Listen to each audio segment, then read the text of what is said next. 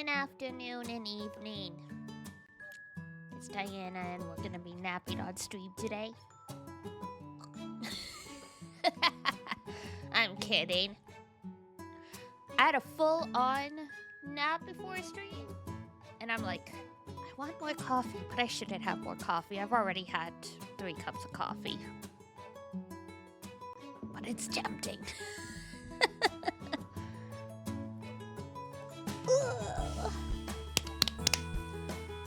3? Yeah. 3's my standard.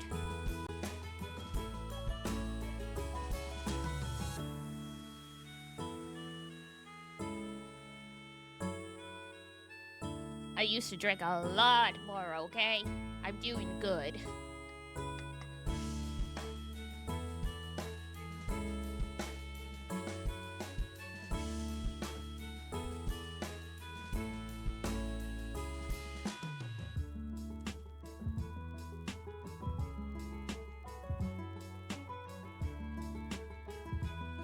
Hey, Starbucks culture makes it real easy to overconsume caffeine without fully grasping it, okay?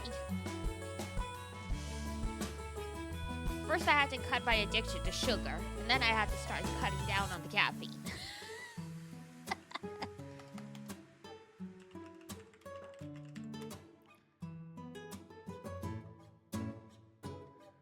Up to 400 milligrams of caffeine a day appears to be safe for most adults. That's roughly the amount of caffeine in 4 cups of coffee. So I'm fine. See? From the Mayo Clinic.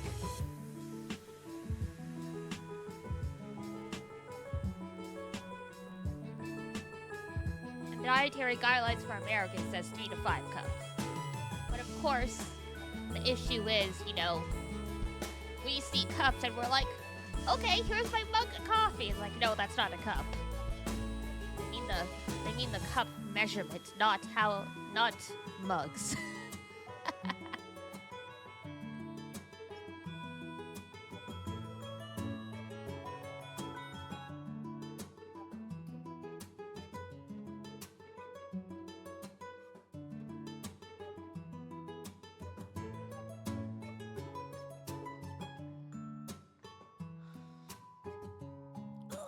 Stretch. Blah, blah, blah, blah, blah, blah, blah. Oh, how's everyone been doing today, though? It's an empty brain day. It's an empty brain day.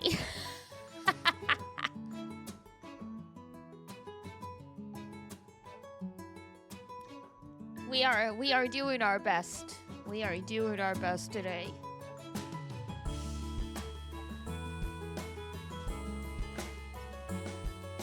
Empty brain, we gotta find it then. I don't know whose turn it is with the brain cells, but it sure ain't mine.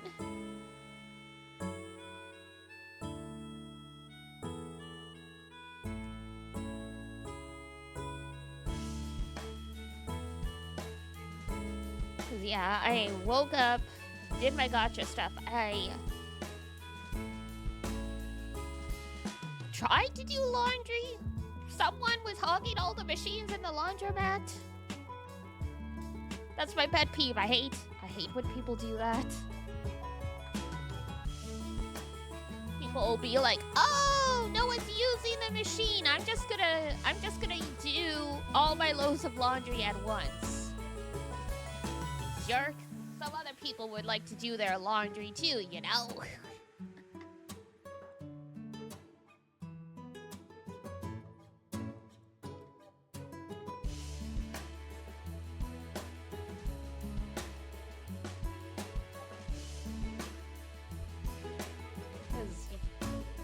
The washing takes 40 minutes. If you have to use the dryer, that's like another 90 minutes on these machines.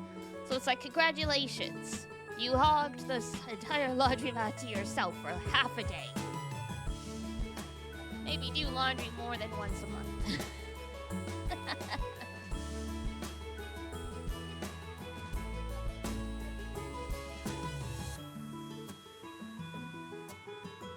Get around that, I've had to start doing laundry at really weird times, like 2 p.m. Because if you try and go early, then the machines are hogged by all of, like, the elderly who have been up since 4 a.m. And if you try and go after dinner, it's, like, the people with kids.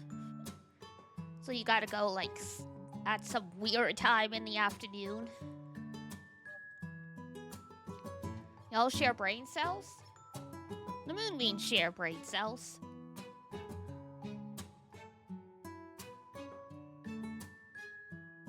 You just don't realize it.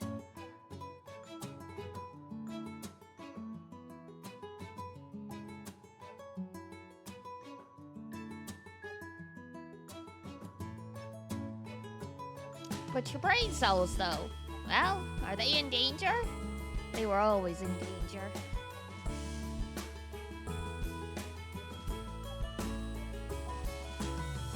They float through the air into the other moonbeams, and then they float through that moonbeam to the other moonbeam, and it's just they do a little circuit. They do a little tour.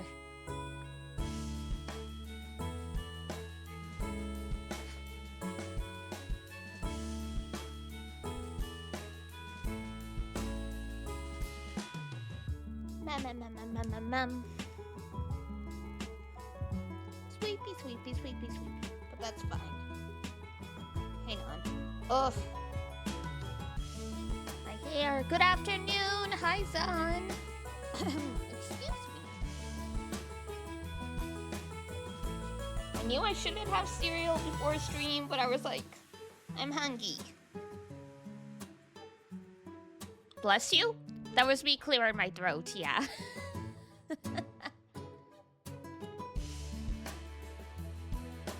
I had dairy. I'm phlegmy. We know how this goes.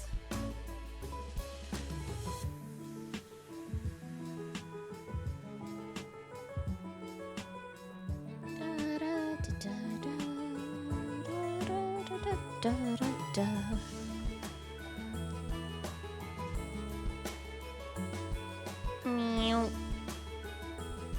Make myself bigger.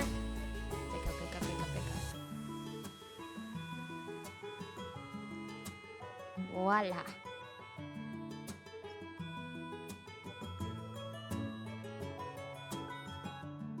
And I'm gonna mute the mic and give my throat like a good clear. 1 sec.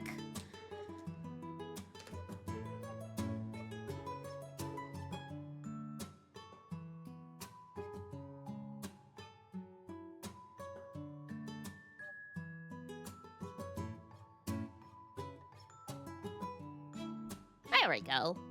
That should help. You woke up and your house legit turned into a snow globe? Do you mean there's frost on your windows? Because that's not good. That ain't good.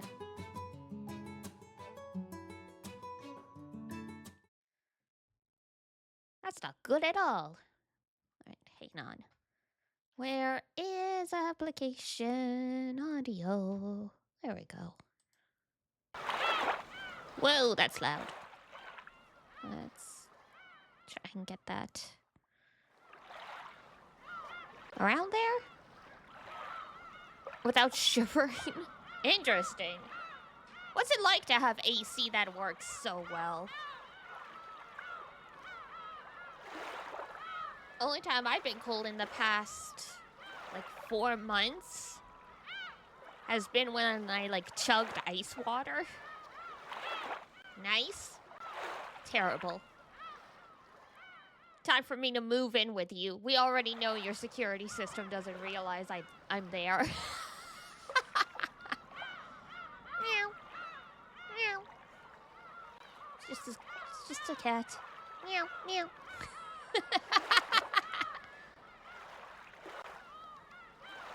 I'm cooked.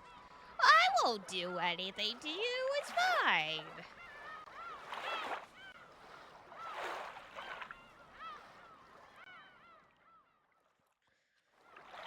I'll just enjoy the vibes and then go back to Canada.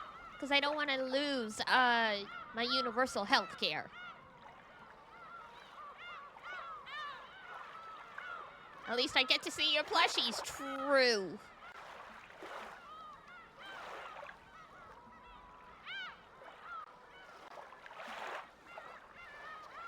not the healthcare. Literally, that's what some snowbirds do. Like, we call them snowbirds because technically it's like they go to spend the winter in warmer parts of the US, but literally, a lot of times they'll stay there for the maximum amount of time they're allowed before they start losing their Canadian citizenship, and then they go back. Or they go back because they have to have some kind of surgery, and so they go back to Canada to have it done for cheaper and or for free. There's a notable change to population during snowbird season here, yeah. I love it and I hate it. I'm like, gee, it must be nice to have houses in multiple countries. God. Never heard of that term? It's not as much a thing that happens in California, from my understanding. Most snowbirds are like in Florida and Texas.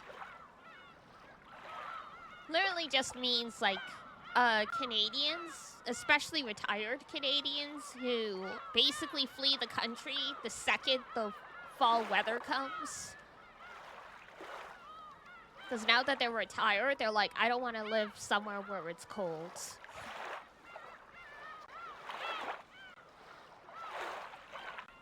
And then they come back during the summer because, you know, Canada has requirements about you have to live in the country a minimum of X months per year to maintain your citizenship. So it's like some of them, like, they literally, like, they would just immigrate to America if they could, but they're not giving up their health care.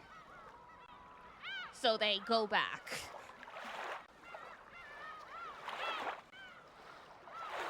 And it's like, please stop gaming the system. Smart, but please stop gaming the system.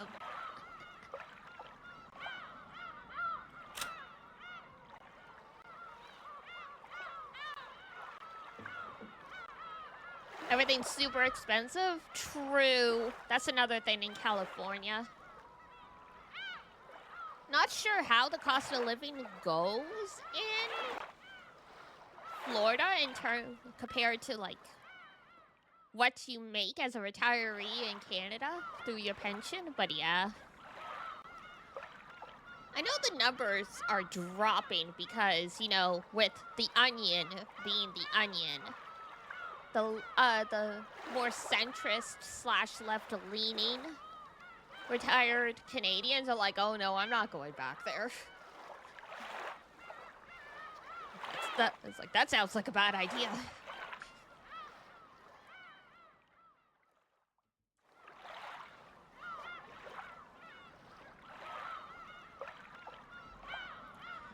But yeah, I know everything in California, especially East Coast can be really, or sorry, West Coast can be really expensive. Because, you know, I follow Toko on his private account and his mod as well. And I'm like, yeah, I see them talking about cost and stuff like that. And I'm like, yeah. Like, you know, definitely multi-generation households still going on. Because it's like, well, I'm not leaving. It's like, I can't leave.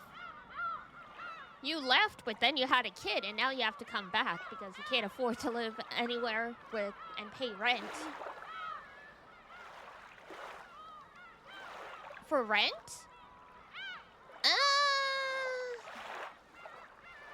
That's like Toronto-ish. A little bit close to what some places are here as well. Because what is it? I haven't looked in a while, but I know I got into this apartment right before the rent started skyrocketing. And because of the way rent control works in this province, it's like it only goes up $30 a year. They can't just do whatever they want. They can only increase it a percentage of what was agreed in the rent.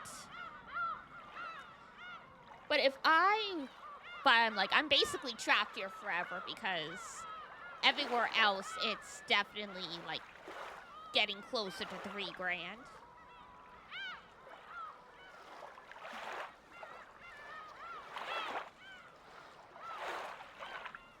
Like, I don't know if Iduna and our partner are still planning on one day leaving their condo and getting like a bigger place. But they were like, it's like, if we do that, should we sell it or rent it? I'm like, I will take it. I will take it. It's like, get me out of this building with the mold and the cockroaches and the mice and all that stuff.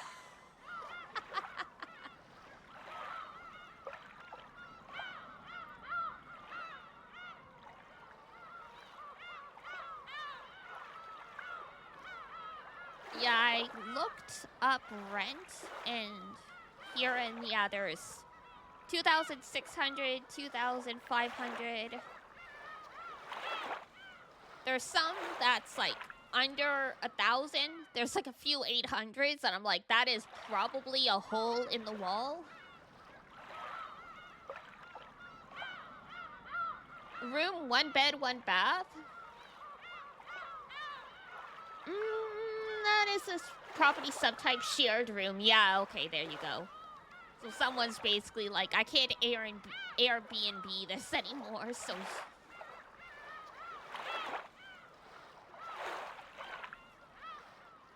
They're literally doing like, I'm just renting this bedroom, which is what I sometimes do.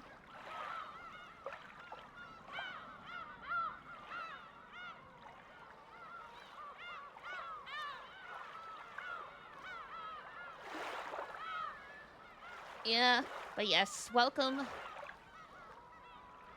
Welcome to Canada. What's Toronto then? Toronto's gonna be even worse.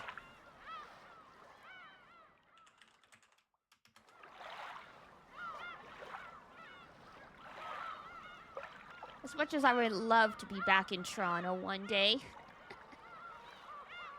Just because it's easier to be an LGBT person in Toronto because the infrastructure is there.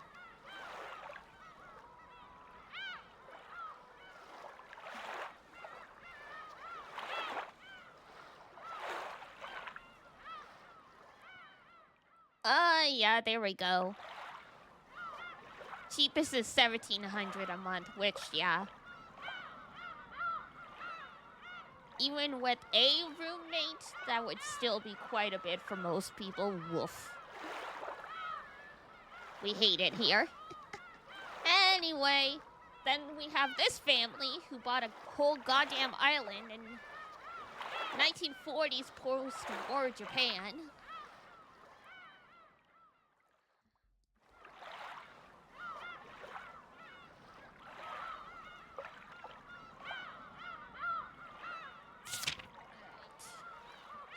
June.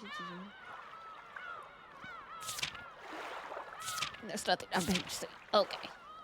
Just making sure we're not loading the wrong thing. Hello, Kinzo.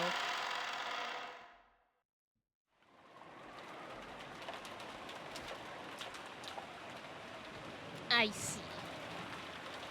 So it has begun. Yeah, eight people are dead. Congratulations. Yes. Even though Kinzo had received news of 6 deaths, his emotions did not waver. The expression on his face as he gazed out the window was a smile, as though his opponent in a chess game had just made a spectacular move. It was hard to imagine that such an expression could ever appear on a father who had lost so many children at once. You know, good point. The 6 people who died were all of his heirs plus their spouses. The only one still alive is Rosa.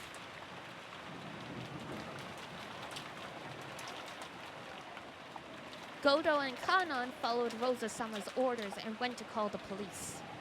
After that, she ordered us to follow your orders, Master. What shall we do? What shall we do today? What shall we do today? What shall we do today? What shall we do? This island has already been cut off from the real world. Mere phones will serve no purpose. Should I have them stop? Until the roulette is finished, what they do to pass the time is up to them. Let them do as they please. Yes, sir. What should we tell Rosa-sama? Didn't I say they should pass the time as they pleased? They can sing if they want, dance if they want. They're even free to hang themselves by the neck or jump into a boiling kettle. Till 13 people die, they can spend their time as they like. If that's too boring, then they can wonder about whether 6 times 9 equals 42 or something.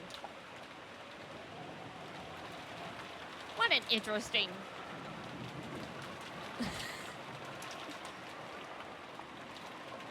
Are we silently trying to prove the multiplication tables here?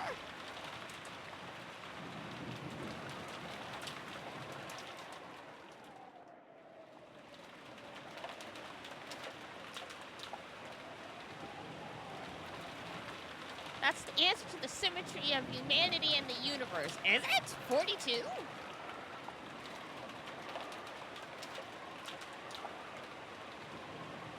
I can't remember if that's what the Hitchhiker's Guide to the Galaxy gave the answer to the universe as 42. Yes, my apologies. 42 is what now? Apparently it's the answer to symmetry and humanity. Shannon cowered in fright at this sudden rage. Genji made a gesture as though telling her not to speak out of turn. Shannon couldn't help but regret saying too much. However, you two are also free to do as you wish. Genji, and Shannon too. You have done well serving me until today. Your words are too good for me. But, we are furniture who have sworn to serve the master. We stand ready to serve you no matter the time, until the very end.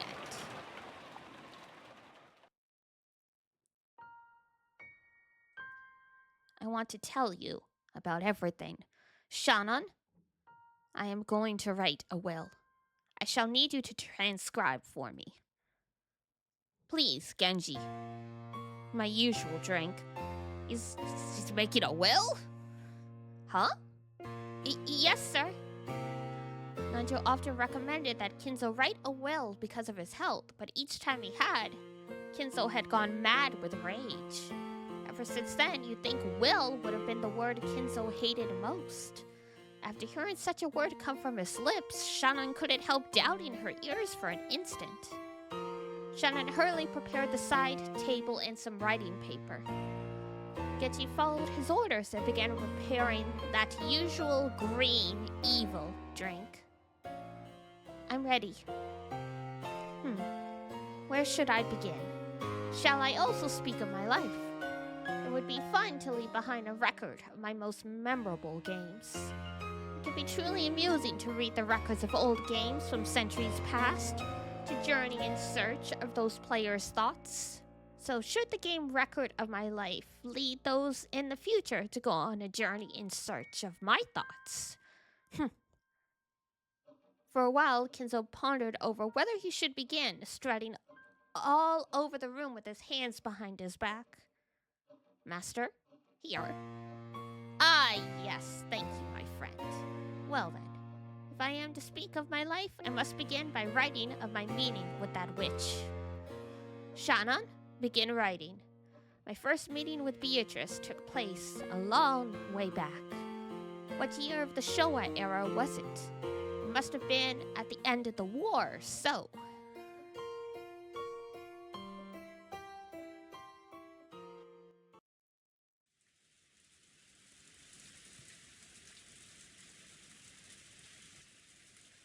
We took enough time to regain our calm, and we each swore to our parents that we'd catch the culprit. It would be a lie to say we weren't still torn up.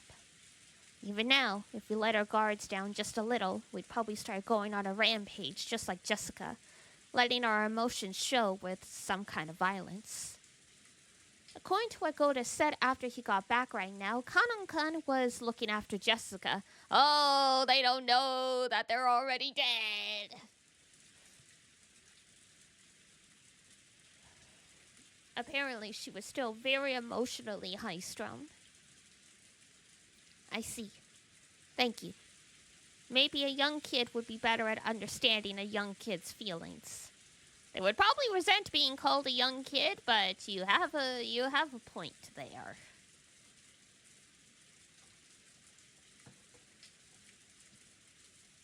Oh, there we go. Rearranging my stuff a little bit.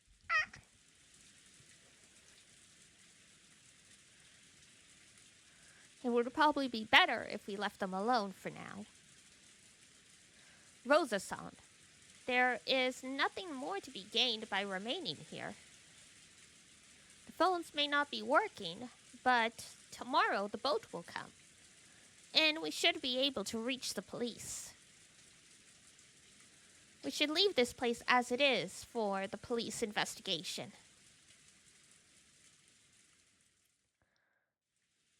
I agree with Dr. Nanjo.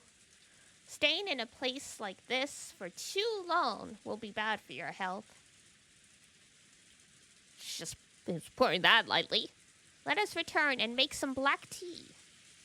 Yeah. I agree with that. Battler-kun? George-kun? Are you ready? Let's lock up here. We ought to leave this place as it is anyway, for when the police come. You're right. Battler-kun? Are you okay? Yeah. I've cried all I can. I'm fine now.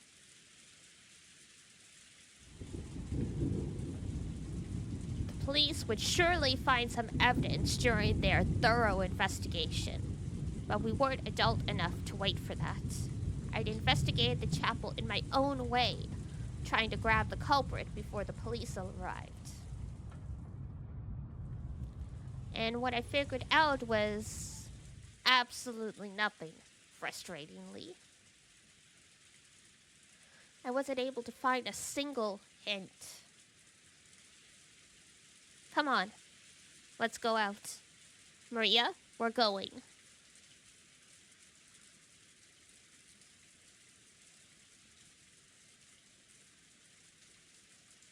Don't keep staring at it. Ugh. Come, Maria-sama. Let us return. It's cold here. Father? Mother?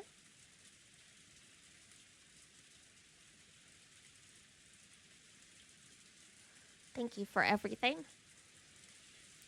I will definitely become a man who doesn't betray your expectations. Well, now they don't have to worry about the issue with whether they're okay with him marrying Shannon, I guess.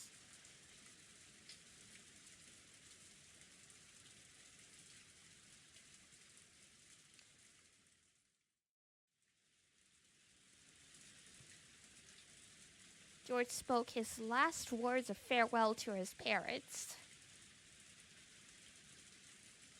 After seeing that, Battler followed suit.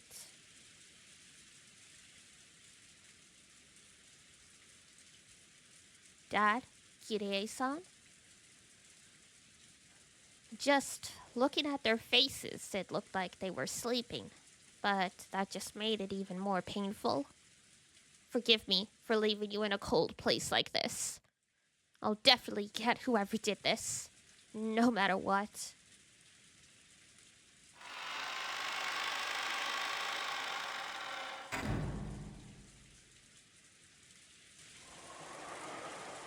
What is this? What a repulsive scribble. Did the culprit draw it?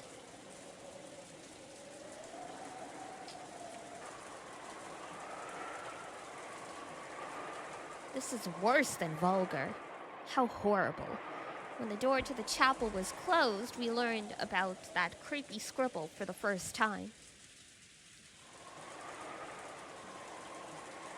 When we first found this, it was already drawn here. It must have been made by the culprit.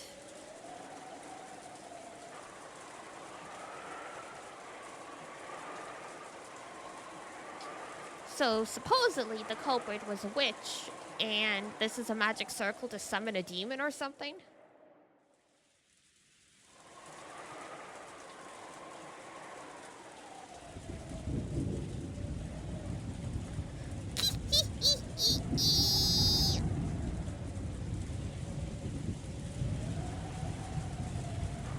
This is the 7th magic circle of the sun. Don't you even know that? Sorry, I do not. Ouch! Hey, don't I always tell you not to make that creepy laugh? Maria, go on. What does it mean? It's a magic circle to escape from physical or mental bonds. And the part written around the circumference says, "The Lord has freed me from my chains. I will offer to you the sacrifice of thanksgiving, and I will call on the name of the Lord," in Hebrew.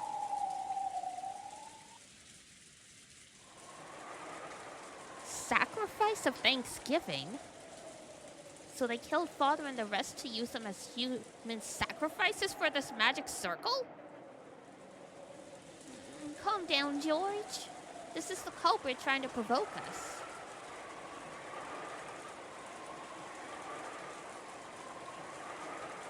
I'm sure it doesn't mean anything. Thinking about it will only poison the heart. And it looks like there's some English written here. Happy Halloween for Maria. I get it. And the key to open this door was handed over to Maria. Is that what's going on? Well, this is the chapel after all. Maybe Maria doesn't mean Maria-chan, but the Virgin Mary. Now there's a stretch.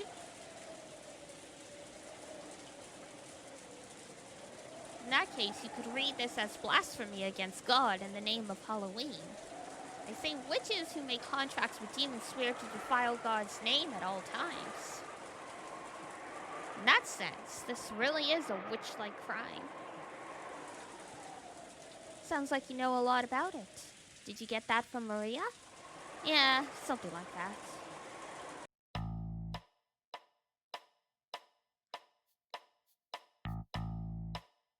I was not expecting bass percussion.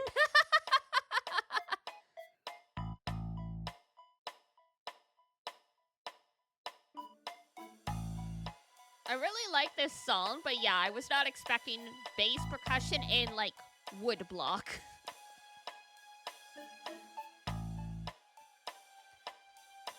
So I guess this is more close to the ticking of a metronome, but I assume they're using drumsticks and a wood block to make the tick.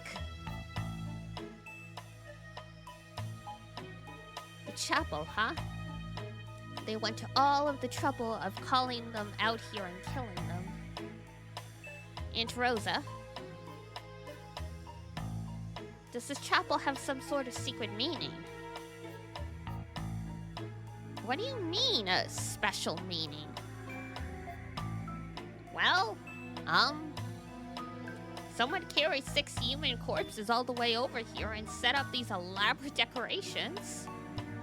We can't tell if she called the 6 of them over here before killing them, or if she killed them before carrying them over here. But either way, it'd take a lot of effort. Why did the culprit want 6 people to die here?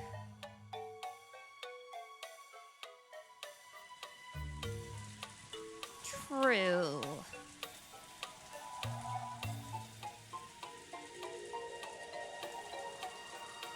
By doing something that elaborate, there would be an extremely high chance of some disadvantageous evidence being found when the police arrive.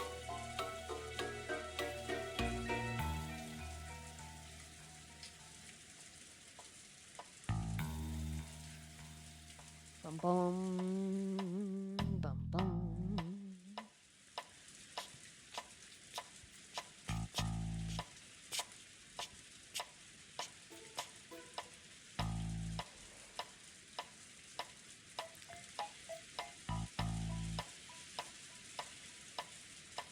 It is inconceivable that the police would fail to realize this.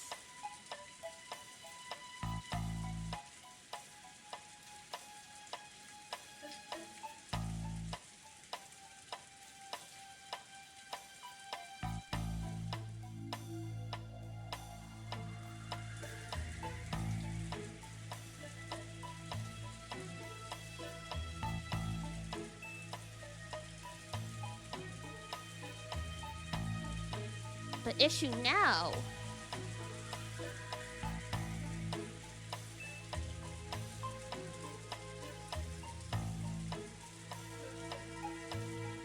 is why the culprit went to all that effort.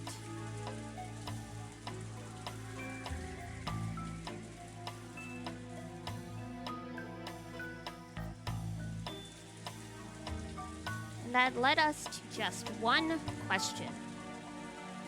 What meaning is there to this place when we found the 6 corpses?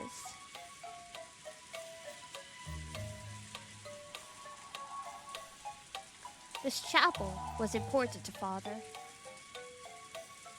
Ever since I was a kid, I was given strict instructions never to enter it. Ugh. I came here once too, got in lots of trouble. Ugh. An important chapel? Does it have some connection to the Ushinomiya head family? I don't know. Father viewed this chapel as very sacred, and he treasured it so much that he had it redecorated several times. But as everyone knows, Father wasn't a devout believer, as his passion for black magic demonstrates. I've never heard of him coming here to offer his prayers to God. As far as I know, the Master has never come here.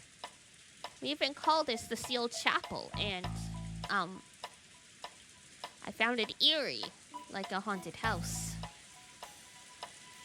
Even though Father, what? Oh, typos. I was like, am I just not able to read this sentence correctly? No, there's one too many even. Even though Father never even approached it himself. For some reason, he made the servants give it a major cleaning several times a year. It felt like he kept it clean all the time so that it could be used at any moment. And even so, it's called the Sealed Chapel. Hehe. Maybe it's indiscreet to say this, but doesn't that sound pretty cool? Dr. Nanjo, you're an old friend of Grandfather's, right? Have you heard anything about it?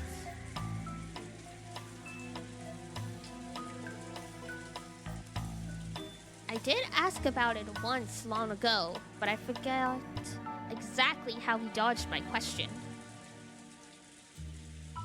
That's right.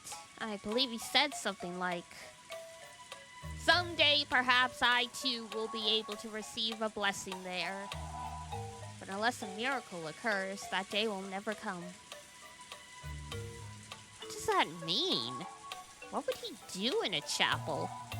It couldn't mean his own funeral, right? I wouldn't believe that of Kinzo-san. He was a man much more focused on the living now than matters occurring after death. Though this does seem to be the root cause of the current inheritance problem.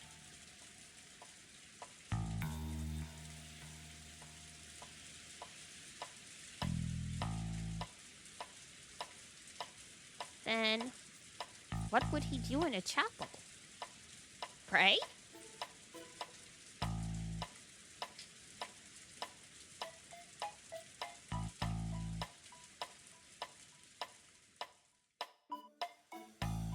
confessions done in a chapel too? Anyway, it sounds suspicious.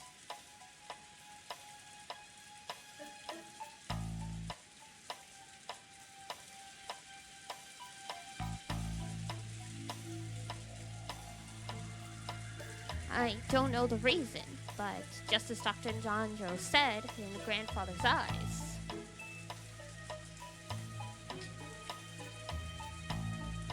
All this is about not being blessed unless a miracle occurred. Was set in stone as far back as this chapel's construction.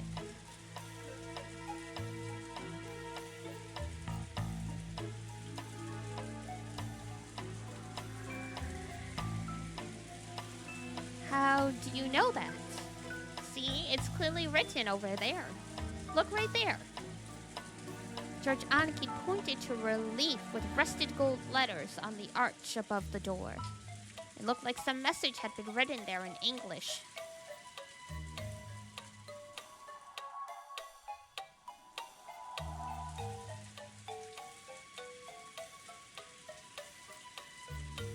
The rest made it clear that the message had been there ever since the chapel's construction.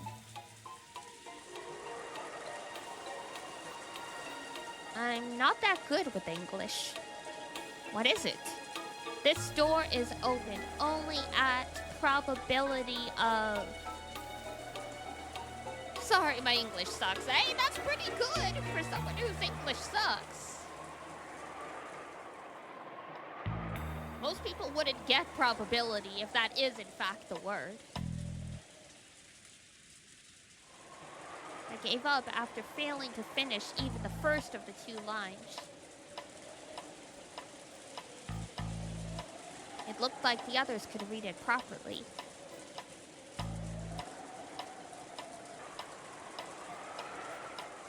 I think it went MBTQ, so, how many did that mean? What? What are you talking about, George?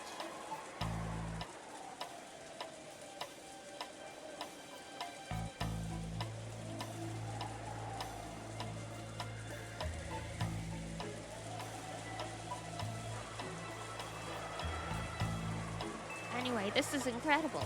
Adding up all the fingers on both hands doesn't even get you close. Really would be impossible unless a miracle occurred.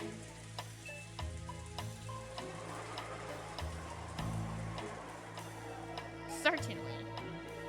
It's quite reminiscent of the old Kinzo-san who loved using gambling as a metaphor whenever he got the chance. Hey, come on, can everyone read it? Someone tell me what it means too!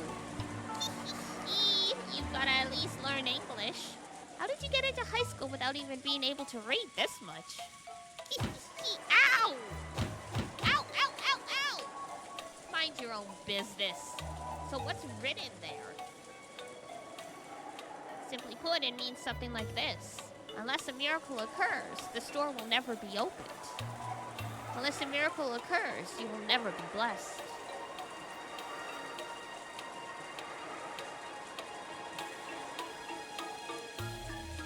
Grandfather's magic is based on astronomically low probabilities. In other words, a miracle for opening a store would probably require an incredibly vast amount of magical power.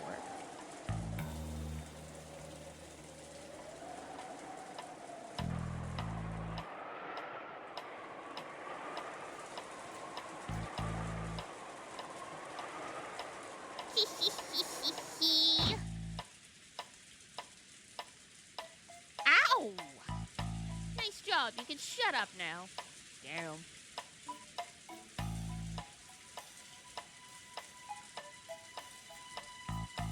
Rosa-san, did you have Maria take English classes? Looks like it's useless to try and learn English unless you start when you're young, after all. The sealed chapel, huh? Setting aside whether she was a witch or not, it's rumored that Beatrice actually existed several decades ago.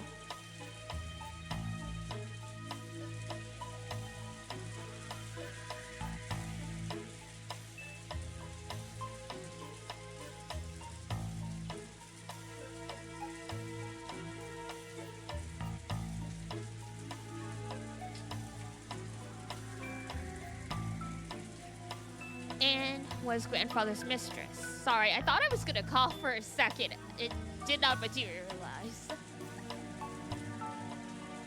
This is, just my imagination. But perhaps the master truly did love Beatrice Sama. However, he was already married, so they couldn't be united.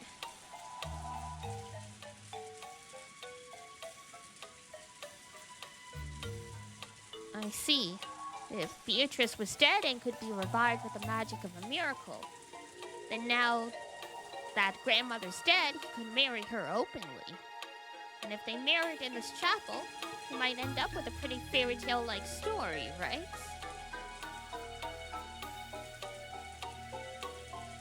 I don't think that story is so preposterous. It's a well-known fact that father still loves Beatrice deeply.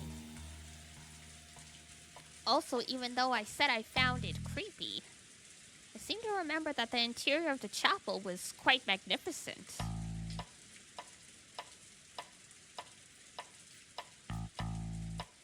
Thought that father built this chapel in the hopes of having a wedding with his dead mistress might not be that unlikely. By the time he built this chapel, grandfather probably knew that he would never use it as a church as long as he lived. But he prayed for the witch to be revived by some miracle, and he thought that if the miracle occurred, they could be married here. I see. If you think of it that way, this would be a place of utmost significance to Beatrice Sama as well. Even though he knew the chapel would never be opened. It's a story of tragic love. Even though Goda-san was even bigger than me, his words were touching.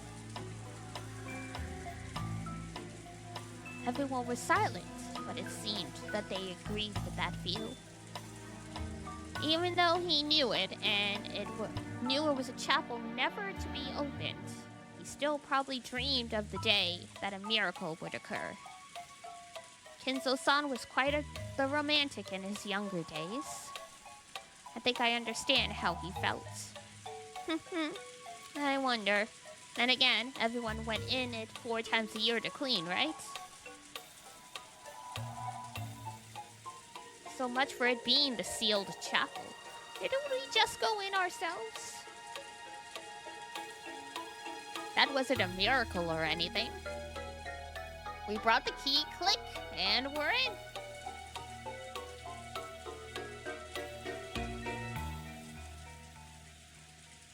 That's all. This is ridiculous. Huh? What? Then, what does that mean? What are you talking about?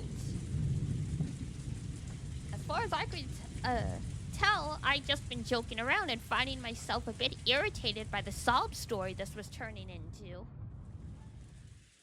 But then Aunt Rosa suddenly jumped on me with a really serious face. Aunt Rosa's face grew increasingly pale.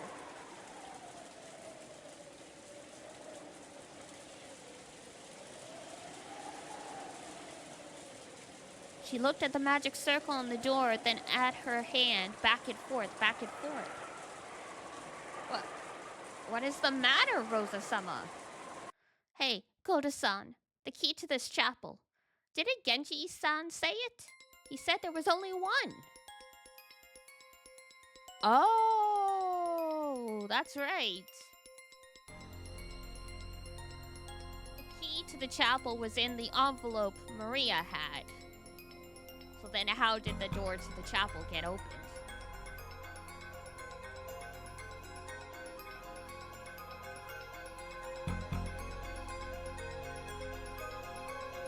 Huh?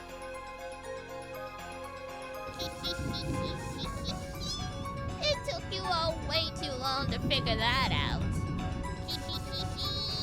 When a kid pulls a prank, it sometimes goes unnoticed by the adults. But the kid who did it who gets all disappointed. if such a prank then gets sprung on someone much later, it can really make a kid stay. Maria's celebration just now looked a lot like that. Yes, that's right. There is only one of those keys. It's the key to the Master's Treasure Chapel, so there is only one, with no duplicates. It is normally kept safe in the key box in the servant room, but... That's right! And Genji-san said it had gone missing. So someone stole it, put it in an envelope, and handed it to Maria? And they did it yesterday. What the...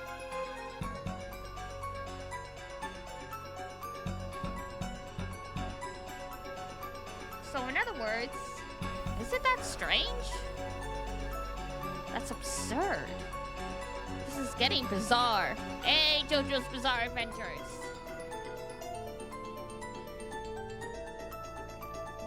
What do you mean?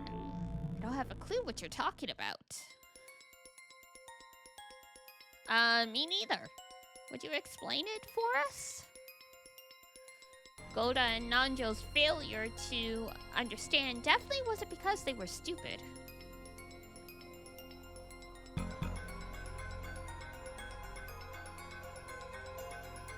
They don't know. They didn't know how long the only key to the chapel had been in Maria's possession. There's no mistake. It was locked up. I unlocked it. There's no doubt. Like Rosa kept closing the door, locking it, pulling on it to check the lock and opening it again. Her face was becoming pale. Until I took the key out of Maria's envelope and opened this door. It was definitely locked. But this key was in an envelope placed in Maria's care. And that happened yesterday before noon.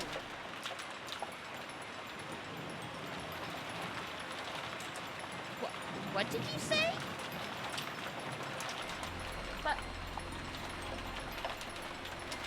But that doesn't make any sense. You're right. Maria received a one-of-a-kind key from a woman calling herself a witch midday yesterday. In other words, from midday yesterday until this morning, when Rosa saw and unlocked the door, the chapel was a closed room.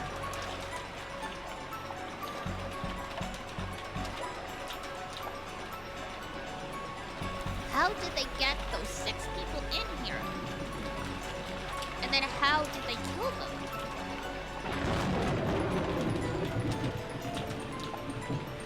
The deaths of 6 people had shaken us badly. When we learned about that weird magic circle and the history of the chapel, we felt as though we'd figured at least part of this puzzle out.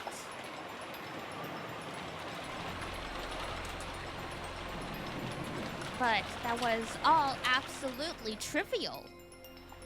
From midday yesterday until this morning, this chapel was a closed room. But our parents were with us until last night. How did the culprit get into this building? How did they lock it up again?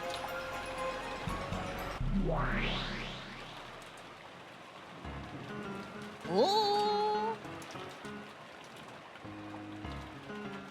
I love this song. Alright, I know ad break is almost over, but I'm gonna take a very quick one myself so I can get up and stretch. And then I'll be right back. So enjoy the tunes.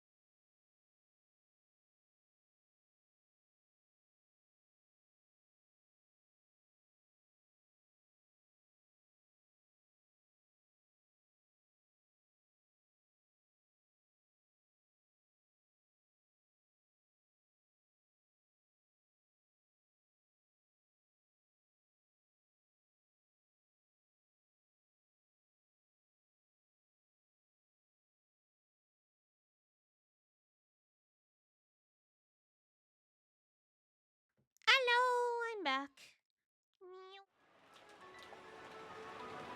Alright. Here we go. What are you trying to pull?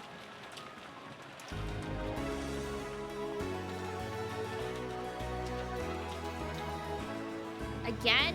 A closed room again? I mean, it's a very common mystery. Are you trying to say you unlocked it with the power of magic? Don't take me for a fool. If you're demanding that I show you how to open locks with my power, I wouldn't mind.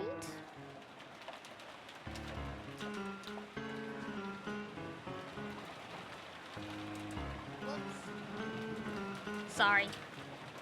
Perhaps being a pain.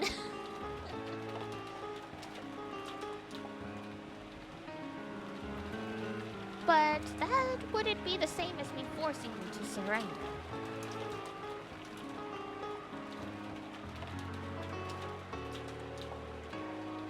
You keep trying to explain it all with humans. Only when I've cornered all your theories completely will I have my victory. Come now, how will you undermine my defense? What trick could a human have used to defeat them, It's just like the closed rooms last time. Not enough information! It's impossible to reason like this. Any excuse could be made, any trick could work.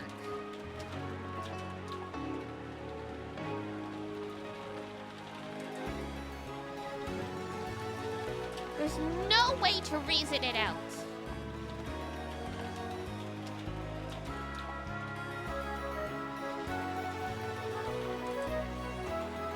Ha! That again? There's not enough information, so you'll wait and see.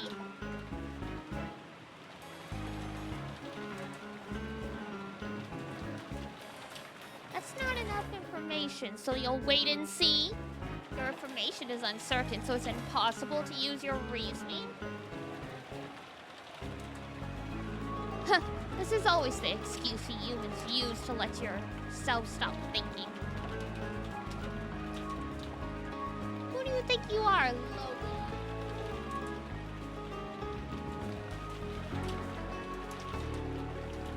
Are you saying you can't even think unless you're like Laplace's demon? You incompetent fool? Who's Laplace's demon?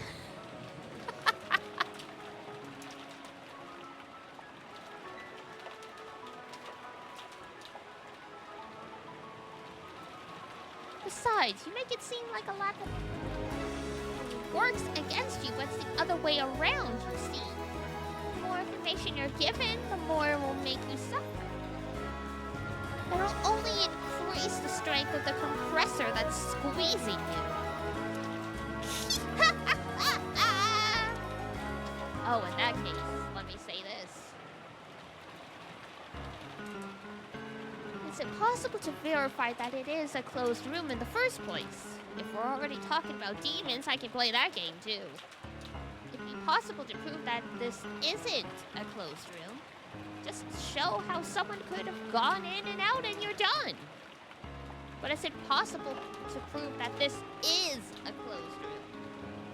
You could never deny the endless set of possible methods for getting in. In other words, this is one of those devil's proofs. This concept of a closed room is actually something that can never be proved.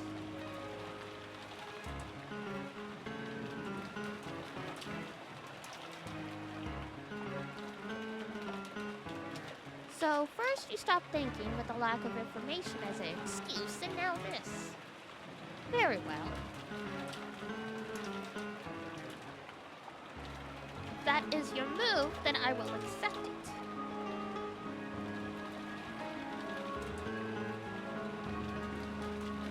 Continue.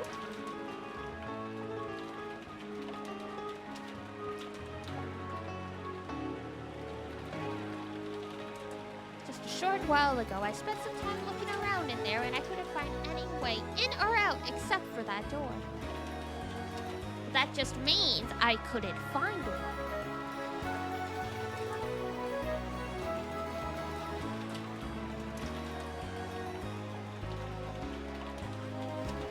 doesn't prove it was a closed room. If there's a hidden door or something that I wasn't able to find, your premise would be blown away completely.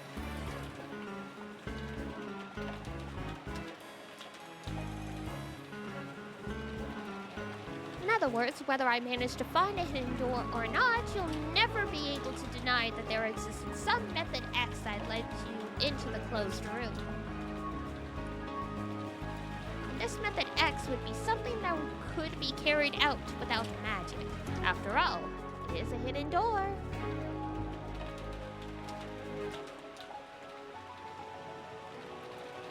I'm sure that in that chapel, there's some hidden door that's impossible to find. That's why there's no reason for me to reason it out, and magic is still impossible.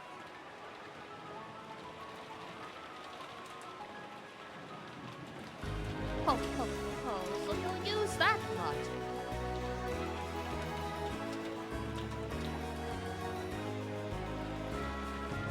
How naive. Unexpected move. Let me make my move in response.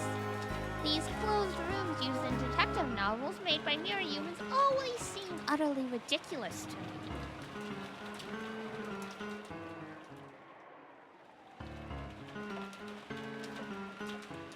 Why? Because they're used the wrong way. When a closed room appears in a detective novel, do you really think it's a closed room? You don't, do you? What trick did they use to make this look like a closed room? That's what you think. In other words, there hasn't been a completed closed room in any of the closed room murders that humans have built over the last century. Oh, better not say that unless you want to face the wrath of the mystery fans. Frisky's probably grinding her teeth in her grave.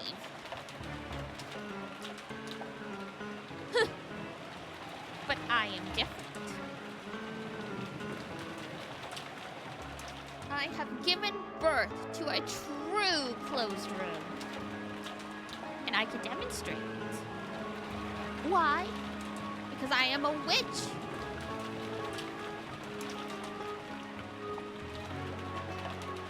For the devil's proof, you only had to bring someone a demon to prove that they exist, correct?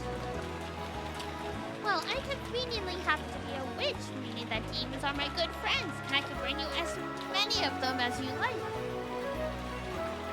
Sounds great! Now then, the rest use the hidden door to enter the chapel, or we're carried in through it. How do you plan to beat that move? This, regardless of whether they were alive or dead. The six definitely entered through the door. Huh? Dumbass. The door is locked, so how'd they do it? They opened it with magic and invited them inside. Can't be true. Since I can't accept magic, there's no way I'll accept that. You're lying.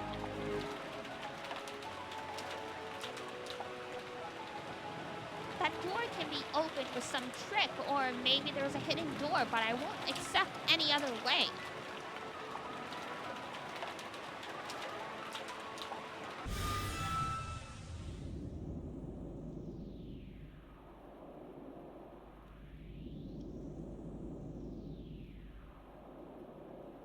Perpetual check.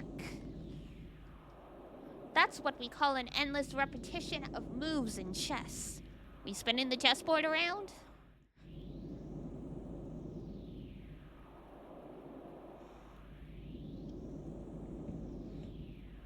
It's the same endless repetition as a discussion that won't advance because both sides deny the basis of each other's claims, like our game.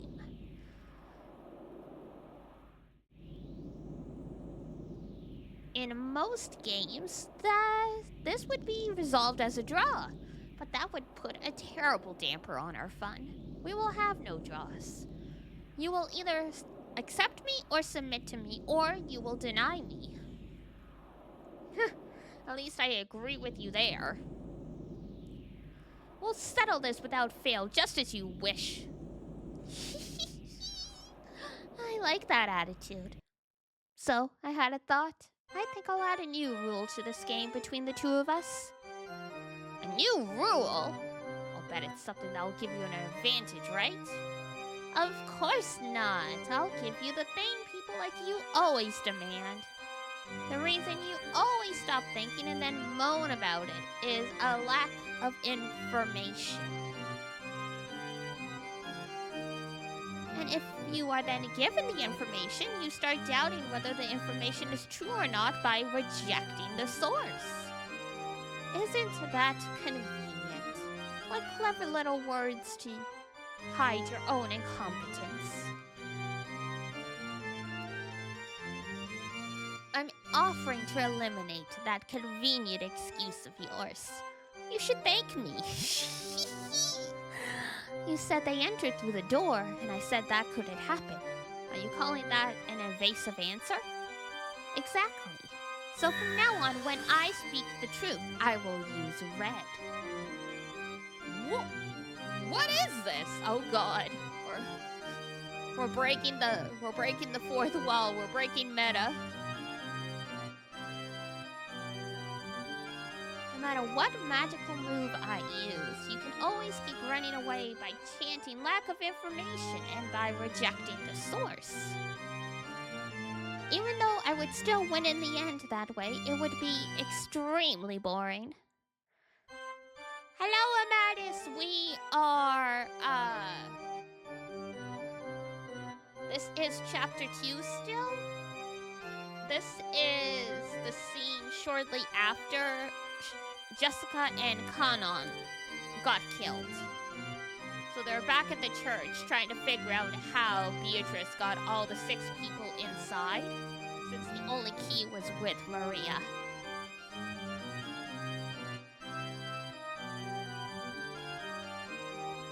However, you'll probably doubt each word I say. That isn't bad in itself. I also will use every possible move to make you submit. I don't dislike our posture of searching out our best moves from our own goals. Goals? But that won't make a game, so I set up this rule. Everything I speak in red is the truth. There's absolutely no need to doubt it. Are you telling me to believe that? This is a game between you and me. In a game, the rules are sacred. Those who take that lightly are not qualified to play. Okay, I get you. I'll accept that rule. Even an elementary school kid can get into an endless argument and find fault with everything. Then let's start it up again, continuing where we left off. I'll say it one more time. Dad and the rest used a hidden door to enter the chapel or were carried in through it. Then I shall repeat what I said. Regardless of whether they were alive or dead, the 6 definitely entered through the door. Is there any proof? Stop! I will supplement the rule. When I speak the truth, I will use red, and when I do not, I will not bear the responsibility of establishing that claim by showing proof. They will simply be facts and the truth. My reason is simple. I carried out all the crimes with magic, so for any impossible crime, all I have to do is wave my magic staff and show you how it's done. That wouldn't make a game. It would be as barbaric as ignoring victory and defeat in a chess match and punching your opponent in the face. I'm sure that's happened at some point.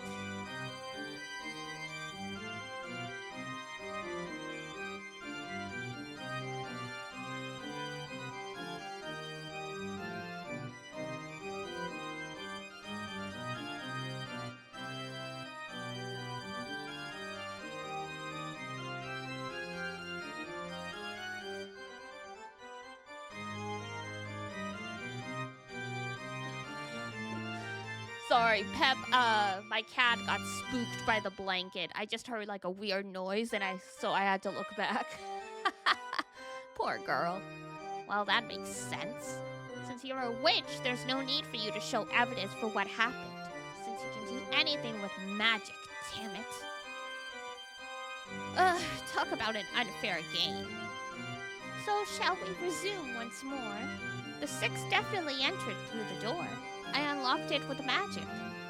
How will you get around this magic, this closed room? Key. Genji-san and the others said there was only one key, but that's impossible to prove.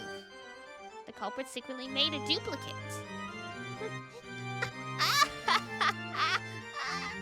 Only one key to the chapel exists? Then what about this? The culprit made something other than a legitimate key and opened it. I don't know what, but maybe a wire. A tool for picking locks. What is this naive move? It is impossible to unlock the door to the chapel with anything but the chapel's key.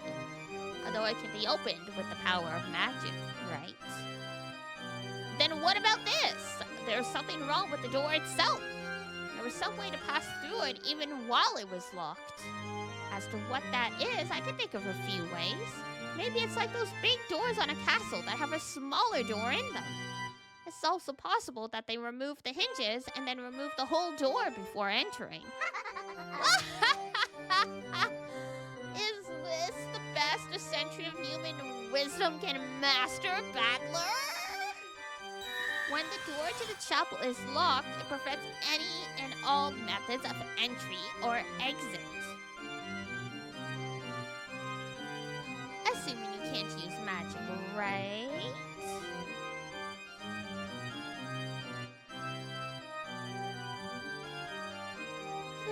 Is it about time for checkmate? Not even close. Well, at least he doesn't give up, right?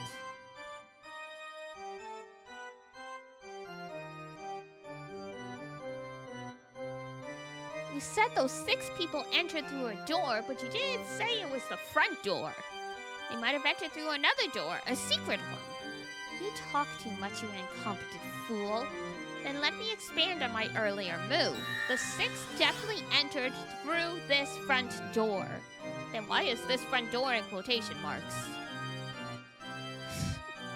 That's screwed up. The door was locked. It was impossible to unlock without using that single key, and yet 6 people entered through it?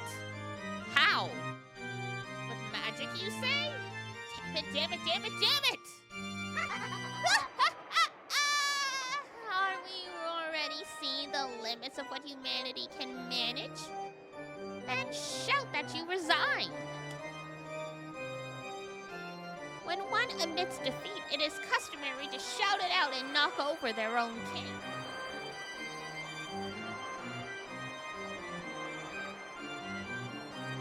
So, do you resign? Then announce your surrender and knock your king over by kneeling. Then you may kiss my shoes. There could be no greater joy than forcing a man like you to lick my shoes.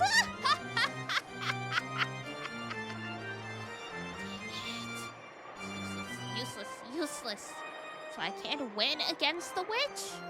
This is chess at all. I've just been made to take the losing side in a chess puzzle. Is quibbling about details and getting a draw the best I can manage? That's the one thing that'll never happen.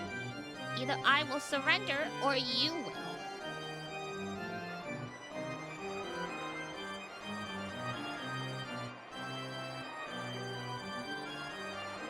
There can be no other resolution. What happened to that bravery you displayed when you said this would be torture for us both? Hey, what a disappointment. What a total letdown. What did you say, Ushiro Miya Battler? Damn it! What should I do? I can see it. I can see the place where I'll face checkmate. It's useless. All my hard-fought moves have been nothing more than me desperately moving my king around, running away from check. No matter how many times I make a move, I can't escape from check.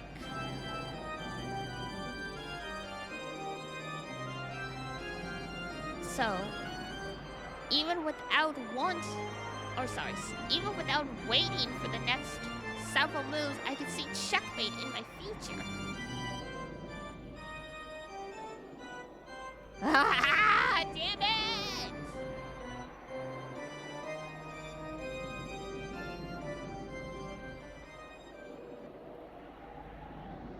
A few more moves, I can see where I'll face. Checkmate?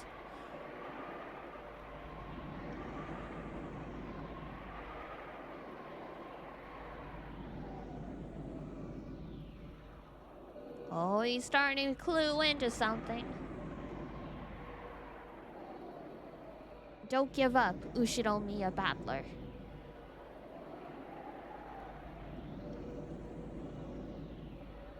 If I can see myself getting closed in upon. Then if I spin the chessboard around, oh, time to put money in the bank account. They said the line, we're spinning the chessboard.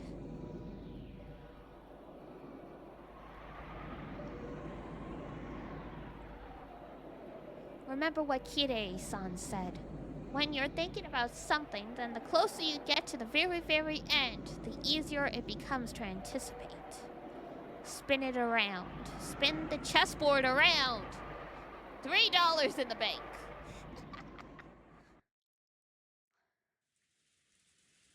What happened? You fell silent all of a sudden. Fear not. Surrender is but a momentary shame. After that, all that remains is the joy of entrusting your fate entirely to the hands of your new master. Come on, cry out in resignation. I can't hear you. Speak up and say it clearly. Enough babbling. They're just refusing to listen. So I'll say it once more. I won't resign. Continue. Resume the game. Oh, very well. It is your turn after all. I made the mistake of thinking this rule you made was your own weapon. However, I've realized that it can also become a weapon for me. What is this track called? I don't think it shows anywhere. You would have to look it up in, like, the...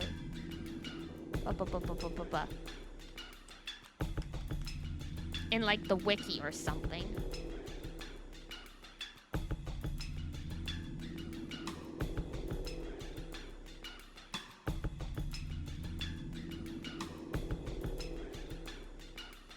Does it show it? I'll check.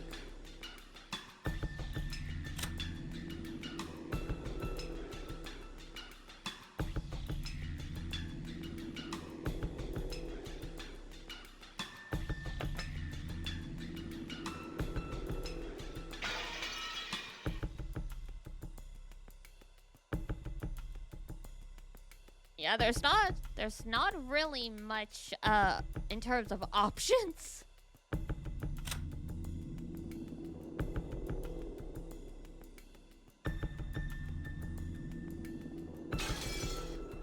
I do have the wiki open, and there's only 7 tracks. There's one called Dread of the Grave, Battler's Theory, so maybe it's that one?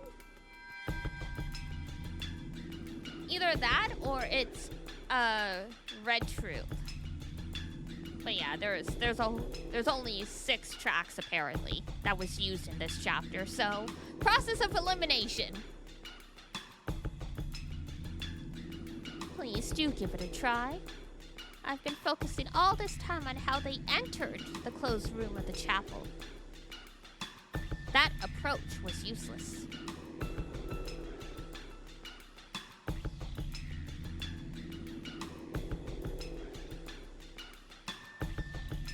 Oh no, wait, it's the music per scene.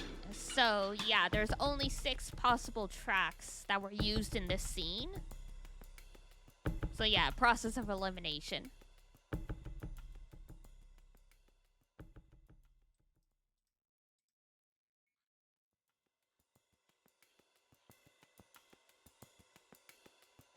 Ah, it's useless, useless, useless. Spin the chessboard around.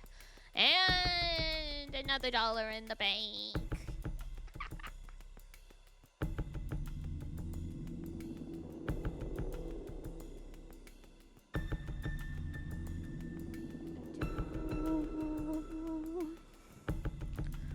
That's right. I was thinking about it backwards. This is how I should approach it. How was the chapel, which wasn't a closed room in the first place, made to look like a closed room? Here it comes, that thinking technique humans gave birth to over the course of a century. Give it a try. Say this in red for me. If you can't, then refuse. Here I go. Does this man intend to reverse his defensive posture? Impudence. I get that the only way to enter the chapel is through the door, and that there is only one key. But wait, the question is whether that key really was handed over to Maria yesterday before noon. My, but you're dragging this on. Do try and get to the point. It's something like this. We've been under the impression that the key's been unusable since midday yesterday. So we've assumed that this was a closed room from midday yesterday until this morning. I want to hear you say that this impression of ours is a solid fact. Interesting. So you turn your reasoning not to the door, but to the key. Yesterday, Maria received an envelope from you. She didn't open it, but she might have felt it and known there was a key inside. But it's not like she'd have been able to confirm absolutely that it was the key to the chapel. Here's what I'm getting at. The thing inside the envelope given to Maria was a fake. If you think about what you're saying, it's ridiculous. This morning, Rosa definitely took an envelope out of Maria's handbag, and from that obtained the genuine key to the chapel. It wasn't a fake, as you suggest. I know that much. I'll continue. In that case, when Maria first received the envelope, the thing inside it was definitely that same key to the chapel, right? Oh. See what I'm getting at? Midday yesterday, you gave Maria an envelope with a key inside, and you told her that she mustn't open it. Maria probably realized it had a key inside. Later on, Aunt Rosa used the thing inside the envelope to open the door to the chapel, and that's why we assumed it was the key to the chapel all along. This is the suspicious part. So, is this what you're trying to say? That when I entrusted Maria with the key, that key was a fake? And then, by the time Rosa obtained it, it had been switched with the real thing? Yeah, that's it. What's wrong, Beatrice-sama? You've been looking a bit pale for a while now, huh? Those close to me sometimes call me Beto. Beato? Not Beto. Beato. I see. Okay. Beato? Beato will do. Beato. Beato. Beato. Beato Risu. Is how you would say her name in Japanese. So we would say Beatrice, so it is still Beat. Bia would be the more quote unquote common nickname.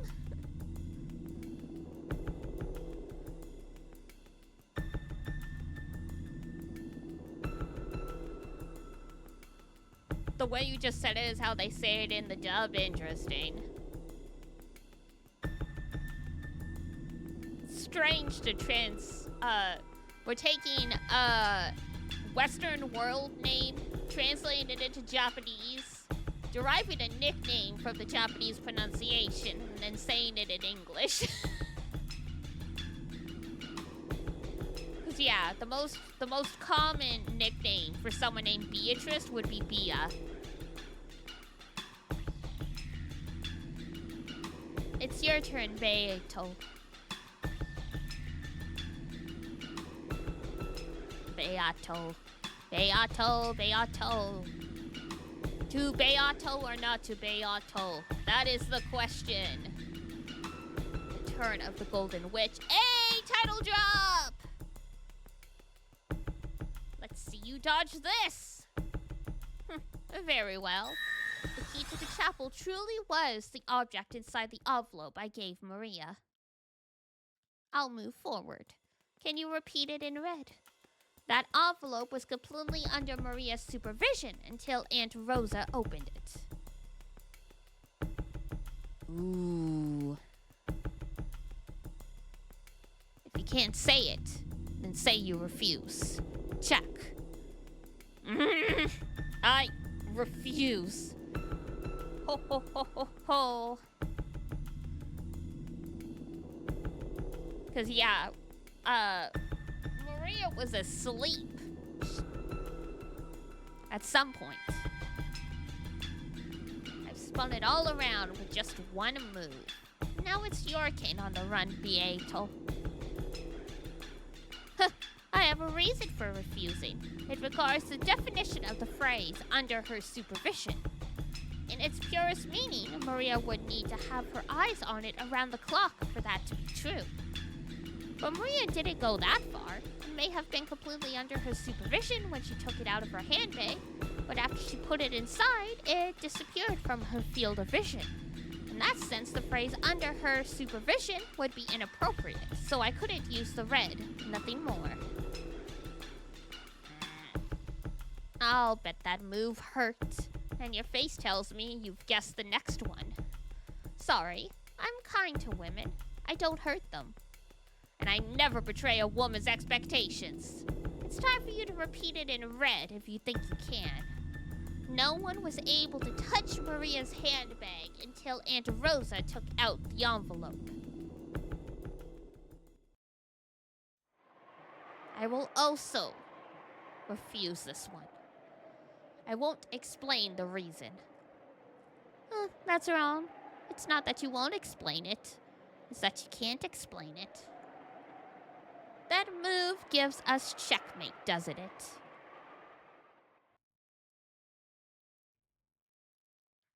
Get him, Butler! If you can't do it, then I'll explain. Yeah! Hero music! The key to the chapel really was in the envelope you handed to Maria. Then Maria put it in her handbag, and the next morning, Aunt Rosa took it out and opened the lock. However, Maria didn't have the handbag under her complete supervision.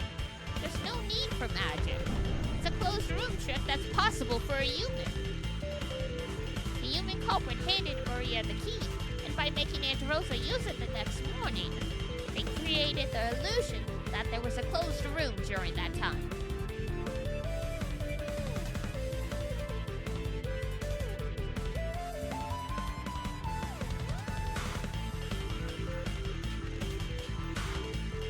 This is very satisfying music. This reminds me of, I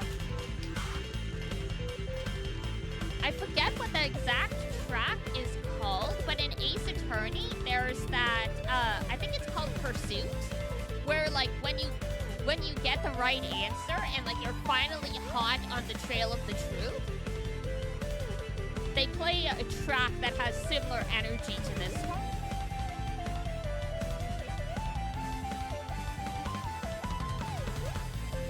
Pursuit Thieves, yes, thank you. I was like, am I getting the name wrong? But now I remember.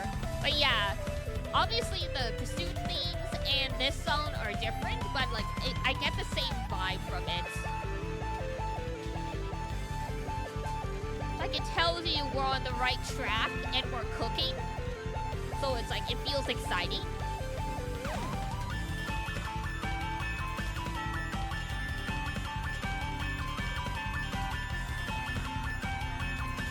Oh, so this is just a fader?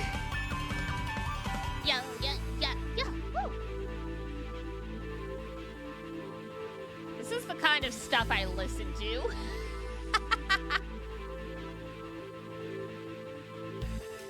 Oh onto the playlist it goes. Though I don't listen to music as much as I used to. Because if I listen to music when I'm working, then I don't work.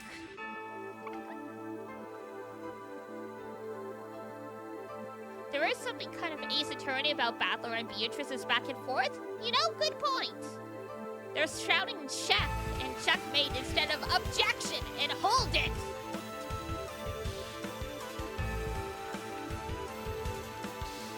You can't deny the possibility that during that time, the culprit took the key from Maria's handbag, used it, and returned it by morning. Can you say it in red? Repeat it. If you can say it, then say it. It's check again. Not yet. I removed the check. The envelope with the key in it should have been sealed with wax. Rosa took it from an unopened envelope. Well, they switched envelopes. It's not that hard.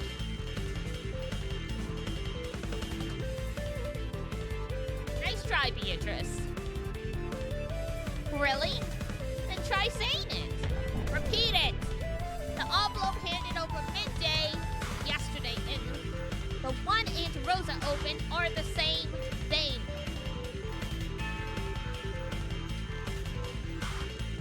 That I can repeat. The envelope I handed over to Maria and the one Rosa opened are the same thing. Huh. It's useless. It's all useless. That doesn't even matter anymore. I expected more from you. I figured that if you were a bit better at reading between the lines, you'd resign right there. So I'm disappointed.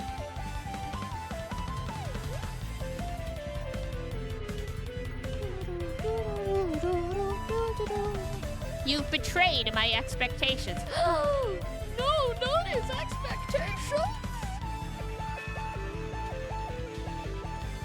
Date is not going well.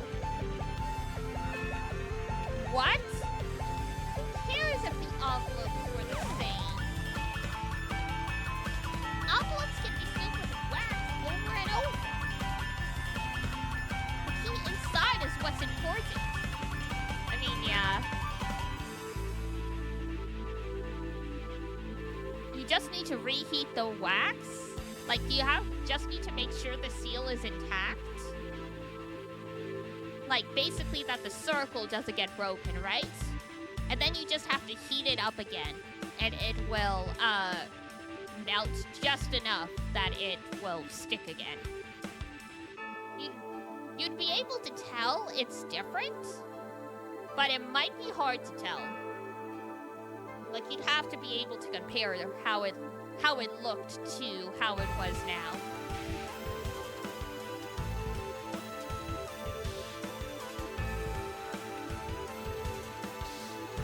This time it's all over, Golden Witch. It's a real checkmate. I'll say it one more time. Repeat it. If you can say it, try saying it. The key to the chapel inside the envelope Maria received wasn't used even once until Aunt Rosa opened the envelope. How could I against a lowly human? I'll keep on saying it, Beatrice. Repeat it! The key to the chapel inside the envelope Maria received wasn't used even once until Aunt Rosa opened the envelope. If you're gonna yell, then say you resign. This settles it. This is the truth. Before Aunt Rosa obtained Maria's key this morning, at one point it passed to someone else's hands. Then, they used it, resealed it, and returned it to Maria's handbag, making it look like it hadn't been used. This is a trick with a cheap loophole, the assumption that the key wasn't used because the sealing wax wasn't opened. Checkmate! There's no magic, and it's nothing more than a trick that's possible for humans. In that case, who do you say stole the key? Try answering. This time you try repeating it. That's right, I'm making you repeat things all the time. I probably have to answer every once in a while. But I refuse. George's existence. I'll prove that this impossible crime done with your magic was actually possible by human hands. I've smashed a closed room with something possible even for humans. However, I won't specifically investigate who the culprit is. Because I believe in humans. Because I definitely won't accept that there's a person among us who would steal the key from Maria, use it, and do something so horrible. Damn. I give up, I resign. Just once for the skirmish, I'll give up. But you really are naive, Battler. Parting remarks are a loser's privilege. Say as many as you like. Since you continue to deny my existence, you will eventually be cornered. After all, since you deny me, you will have to suspect those relatives that you can't stop loving. In the last moment, when you have to suspect one who is beloved to you, then you will surely accept my existence. True, you have defeated me in this skirmish alone. However, that naive logic will definitely destroy you. You can't win against me after all. Who should owe me a bad luck?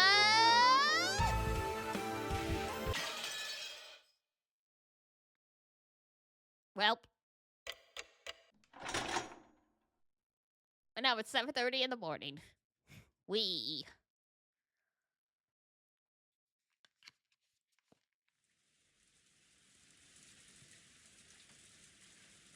Big stretch. Okay.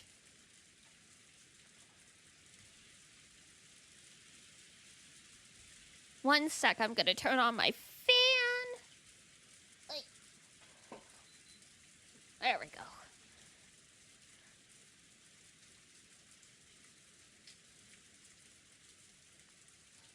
And onwards. Rosa and the rest returned from the chapel to the parlor in the mansion.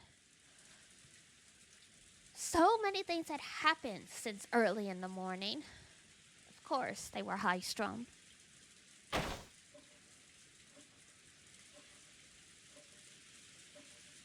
Battler and George, who had cried, raged, and let their emotions explode after seeing their parents' tragic bodies, returned to the parlor and sat in the sofas, dazed, as though everything up until then had been a lie.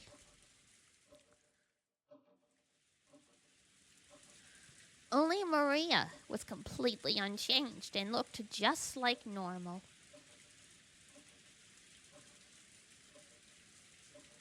When she wasn't playing pranks, she was basically a kid who played wordlessly by herself. So even if she was dazed, she would probably look just as she did. But as she turned on the TV and flipped through the channels, it looked as though nothing about her had changed from normal.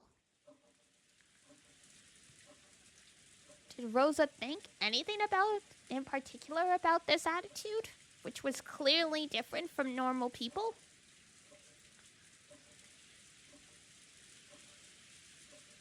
She stared at Maria's back as though looking at something that wasn't quite heartwarming. Eventually, Kumasawa came to say good morning. Her cheerful manner was clearly out of place, and she couldn't help but be bewildered by the strange atmosphere in the room. Then, when she heard the details from Goda, she reacted loudly with shock. Of course you've not contacted the police, right? What should we do in a time like this? Please calm down and listen. It seems a machine somewhere was somehow done in by lightning last night. Because of that, we haven't been able to use the phones. What? Then until the typhoon passes, we can't even contact the police? Maybe Kumasawa's exaggerated surprise was a little comical. Even in this kind of situation, Rosa giggled. Because of that, the fog of confusion that had covered her head cleared up a little. I've got to stay strong. It's not just Maria. I'm acting as a parrot for George-kun and Battler-kun too, so I have to stay strong. Rosa had been the youngest sibling with a large difference in age between her and the others. So she had always been treated as a child. Every time she learned something new, it was something obvious to her siblings. And she had built up a complex, becoming convinced of her own incompetence. So she had developed a passive personality, asking her siblings for advice every time something happened. Hey, hello, thank you for the raid, Ichiya. Hello, everyone. Hi, Kuro. Hello, everyone. I hope you've had a good stream. If you got a raid and run, understandable. But we'd love to have you around. If you've never met me before, hello, I'm Diana. I'm an apothecarist, I'm a cat girl, all that lovely good stuff. We play lots of visual novels, JRPGs, mystery adventure type games. So stick around if that's your cup of tea. Love your taste in games, thank you! Umineko's been great. We're on chapter 2, so pretty early still in the grand scheme of things. But things are trucking along. We've got 8 dead people, but they don't know that Kanon and Jessica have died yet, because no one's found Jessica's body. Rip.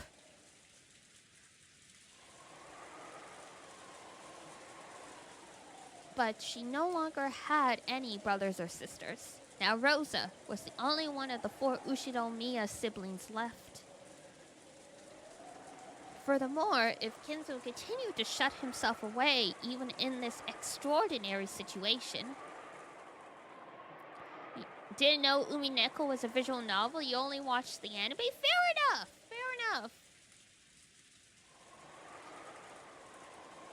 Yeah, a lot of, what's the word I'm looking for? A lot of, we'll say, older animes used to be based on visual novels. Now, it's like light novels are what get adapted into anime most often. Like, visual novels still sometimes get anime, but it's, like, not as common anymore. Like, I remember, Nasu Kinoko, who's the creator of Fate's Day Night, basically talking about it's like, oh yeah, we made these stories as visual novels because that was the most popular medium at the time. So it's like, yeah, if Fate's Day Night had come out like 10 years later, it might have been like a book instead. So yeah, not everyone. There's many anime that were actually based on visual novels, especially if it's a rom-com.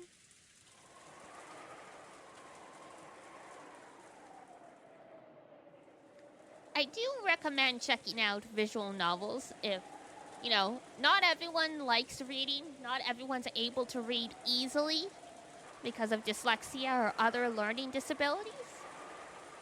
But visual novels can be great. Lots of fun. Because they don't have to worry about game mechanics. Sometimes they just go all in on the prose. The music has been fantastic as well. So yeah. Alrighty, where was I? There we go. I love the Umineko OST. It is pretty great. We were just vibing to one track earlier. Once in a blue moon, they hit you, and I'm like, oh, that's an interesting choice. Or I wasn't, like, there was one track where all of a sudden it was, like, finger-plucking bass strings. And what sounded like hitting a wooden block for percussion. And I was like, oh, that's interesting. Hi, Art. Welcome in. 4-leaf clover potion. Nice. Good luck. Furthermore, if Kinzo continued to shut himself away even in this extraordinary situation, Rosa would have to surpass this crisis as the head's representative. Not a child anymore. Not a child. Rosa slapped her knees lightly and stood up. She must not wait for orders now. She had to start moving herself. A few months ago, I was reading a V and I caught myself thinking, man, reading is so fun. It is, though. A lot of people end up not liking reading because it's forced down their throat, either by society, school, or whatever else. But there are some really great stuff out there. I like visual novels because a lot of the times they'll do with the medium what could not be done in like a more traditional video game with like models and some kind of like point and click or whatever else. Because, like, you know, if Battler was actually a character we stepped into the shoes of and played as, a lot of this stuff would not be as interesting, I think. Because it wouldn't be his journey anymore. It's, like, our journey, quote unquote.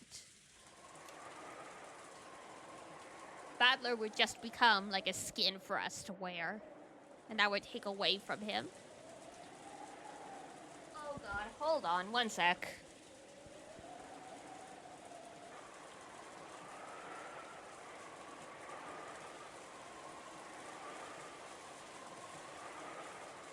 Sorry, cat's coughing up a hairball.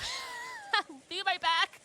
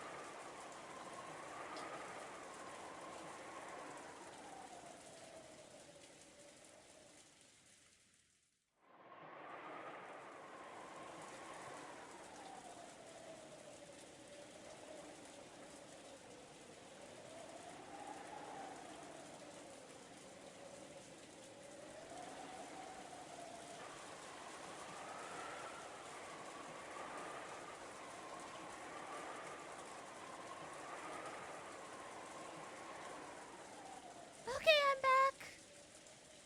Hi, Tia. No worries, no worries. Thank you, enjoy. I am back. I think Pep is okay now, but yeah, I just had to run because, you know, she tries to cough up her hairballs on the bed, and I'm like, please, no.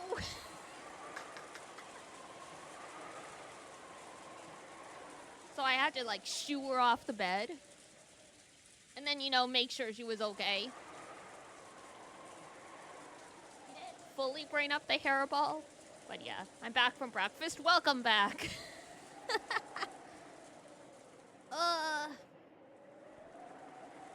Ad break is gonna kick in momentarily. I will go and check on the cats in that moment, but for now...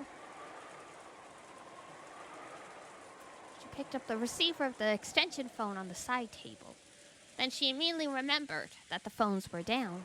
Genji and Shannon, whom she had sent to see Kinzo, hadn't returned yet. She had a good guess at what was going on. He was probably yelling something nonsensical again and becoming unmanageable. His precious chapel had been defiled with blood. That was easy to imagine. She had planned on using the extension phone to call the study, but unfortunately, the phones were down. Rosa decided to go direct to the study directly, with her own 2 feet. Her old self would have been too frightened to go see Kinzo. And in fact, if she did meet him, she would probably be blamed somehow and insulted. But this was no time to be frightened. As his true daughter, she had to make him aware of the current situation. Kumasawa-san, I'm going to go see father. Take special care of George-kun and Battler-kun. I'm sure they're on edge right now. Yes, that may be true. It is truly pitiable. I shall make them something warm to drink. Thank you.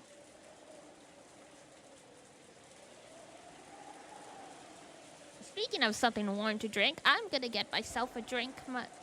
Also, while ads are going, so I will be right back. Hold tight.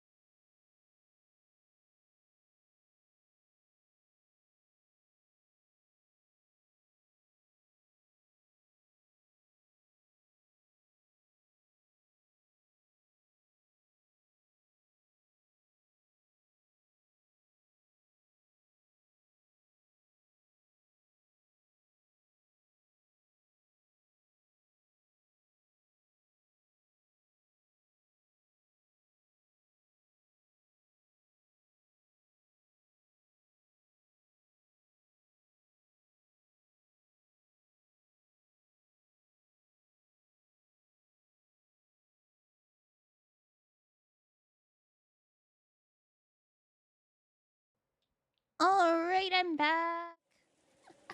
Oreo Speedwagon. Hey, Jojo, what's up?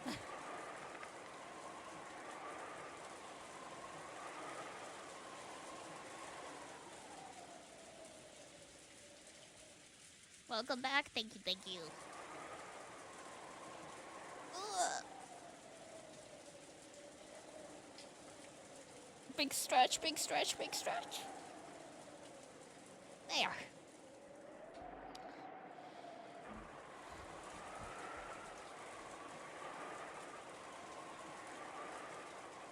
Hello, Lambda. Thank you for following. Right, Lambda Delta is one of the witches in UMINEKO. This is my first time playing, so I don't know the full extent. But I do know that's a character.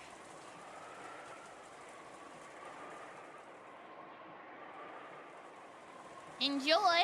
Thank you! Oh! Right. Lambda Delta's this character. Gotcha. I've seen her around.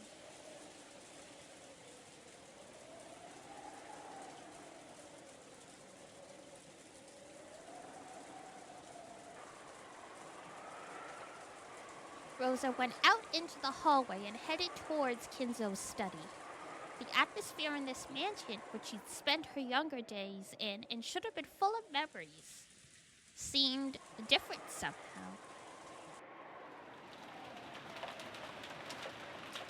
She began to climb the stairs in the entrance hall.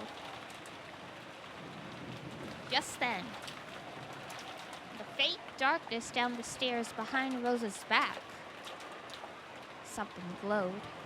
Uh-oh. It was a single, fluttering gold butterfly. One sec, I feel a tickle in my throat. I'm gonna clear my throat, so I'm gonna mute the mic. One sec.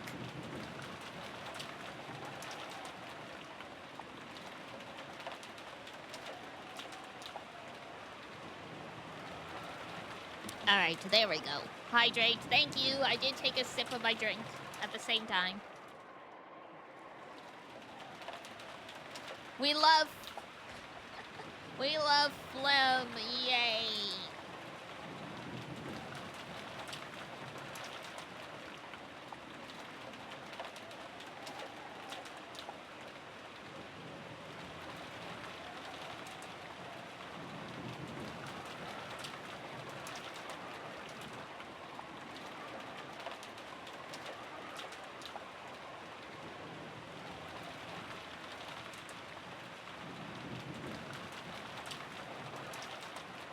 Gotcha. No pollen today, so just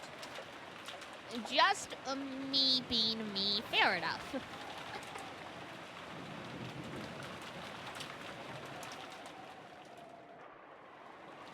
Oof. Friday. Gonna be a bad day. Fair enough.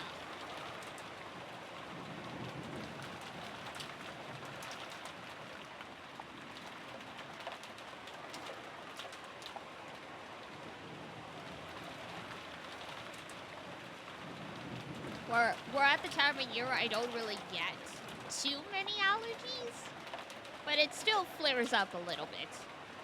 Come August, September-ish, we're gonna be back into ragweed season, so I'm gonna be back to sneezy at you. This time of year, it's more like grasses, but only freshly cut grass, which is hilarious. I assume that's because like whatever makes me sneeze gets thrown into the air when you mow the lawn.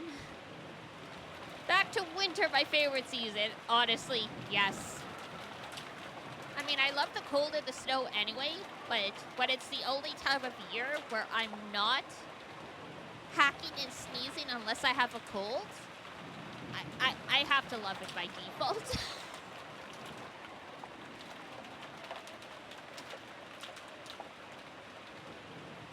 That butterfly danced around without a sound. It was only natural. No one could hear the sound of a butterfly's wings beating. And then it came to rest on Rosa's back as she slowly climbed the stairs. Rosa didn't notice it. If someone not in the know saw it, they'd probably assume it was just a single sheet of gold leaf at the stuck of the butterfly that had been stuck there. Without noticing a thing, Rosa continued towards Kinzo's study.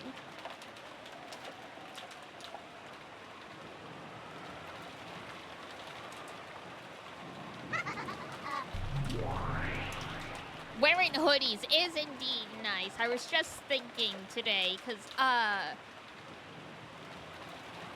I'm catching up on some laundry, and I try, even when it's clothes out of season, I try and make sure everything stays clean.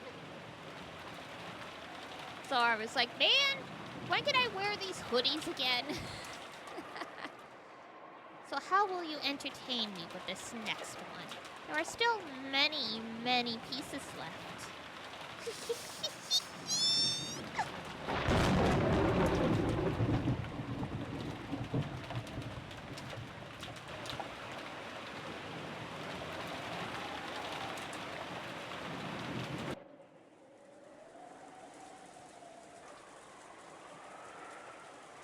Can't wear them in summer because the heat would melt you? Yeah. Here in Canada, sometimes we'll get days where I can, like, wear, like, a cardigan. Because, you know, like, in the morning, it's only, like, 12 Celsius or something like that. But yeah, like, actual hoodies, not so much. In the parlor, which had fallen silent again, the only sound was that of the TV Maria was watching alone.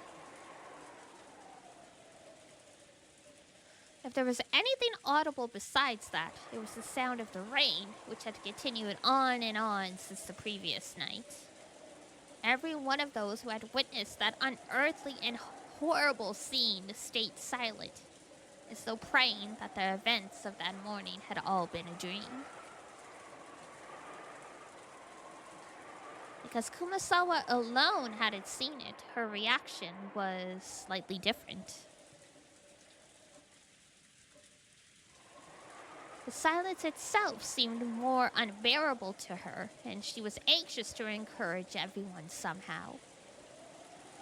However, she was aware that she must avoid saying anything careless, and she seemed to be pondering how she could be most helpful. How's the game coming along? Pretty good. We are plugging along. I glanced briefly at the wiki because they have, like, sort of like a summary of, like, each scenes that occur in each chapter. We're about, like, halfway through the chapter. So I would bet not finishing today, but probably next time we'll finish this chapter. It all depends how long it takes to get through the scenes and stuff. Normally it would be time for breakfast. However, possibly because something so outrageous had happened, Goda seemed to have forgotten to prepare a meal. Or maybe everyone was so beaten up that they'd forgotten their hunger. Kumasawa wanted to bring up the subject of what they should do for breakfast, but it didn't seem like the right atmosphere, so she really couldn't. But she really was hungry, so she casually made a proposal. It seems everyone is tired after all that has happened. In times like this, I think the best thing to do is heat yourself up with some warm black tea. Indeed, that is an excellent plan. I agree as well. Ho ho! How about some delicious black tea with biscuits and jam?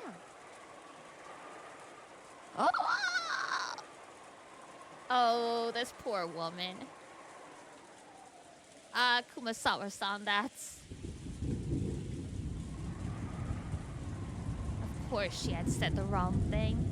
She had reminded Battler and the rest about the horrible and tragic Halloween party at the chapel. Nanjo hurriedly whispered into Kumasawa's ear. Battler-san, I am so sorry. I didn't mean to upset you. Truly, I didn't. No, don't worry about it. I'll definitely turn this boiling anger back on the culprit. I wonder if that culprit is still on the island. Probably. At least until the typhoon passes, no boat will come. I mean, I feel bad for Kumasawa. Someone should have at least told her roughly what happened.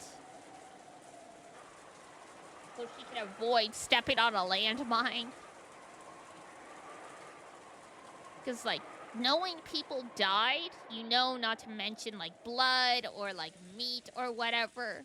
But how was she to know jam in a Halloween would be bad?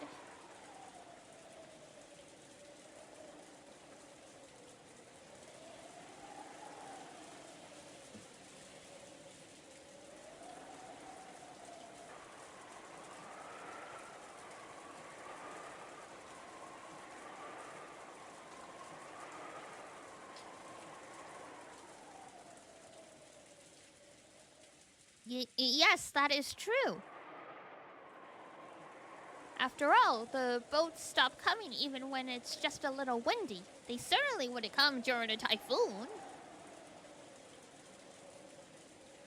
It creeps me out.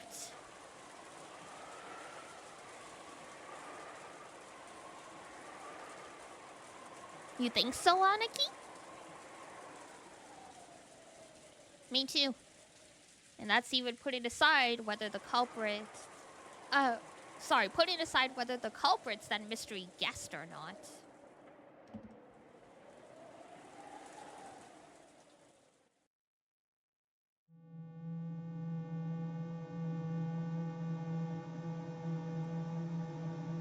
Indeed.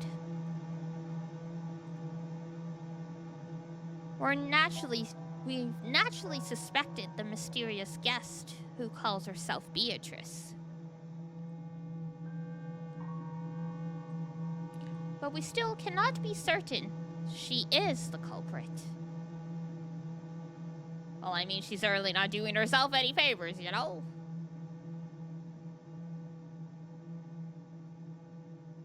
There is still the possibility she's a victim whose corpse still hasn't been found.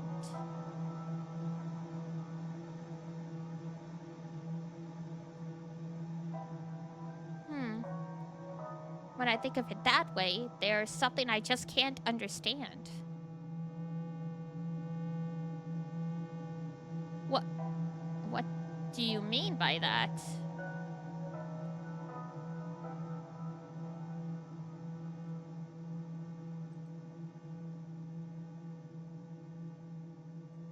It's simple.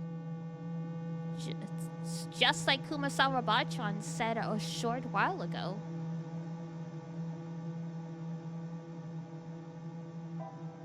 Right now, this island is right in the middle of a typhoon, and escape is impossible. The same goes for the culprit. In that case, having the crime come to light should have been the thing the culprit wanted to avoid the most. I see. So there was no need to draw that creepy magic circle on the entrance to the chapel and show off the fact that the corpses were there. Yeah, that's it. And if they were able to take the time and effort to do something so horrible to those 6 people, it should have been possible for them to hide the 6 corpses where they'd be impossible to find. I agree. That brutal Halloween party probably wasn't directed at those who died. It was directed at the people who would eventually discover it. Us.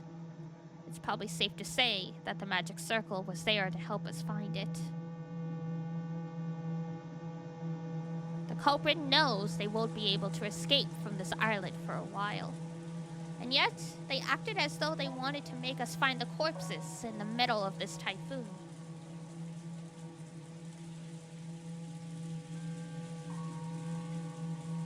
What does it mean?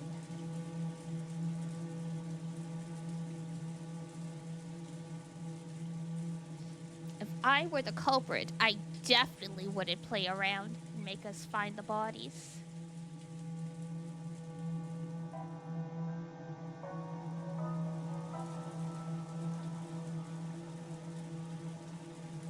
Beatrice-sama was not in her room.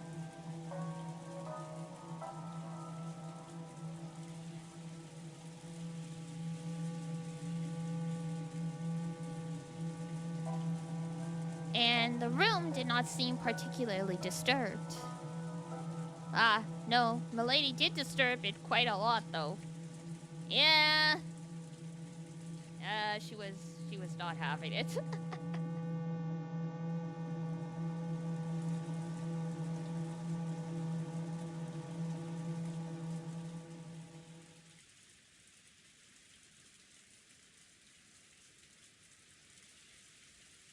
Come to think of it, what happened to Jessica? Oh, boy. Well, about that.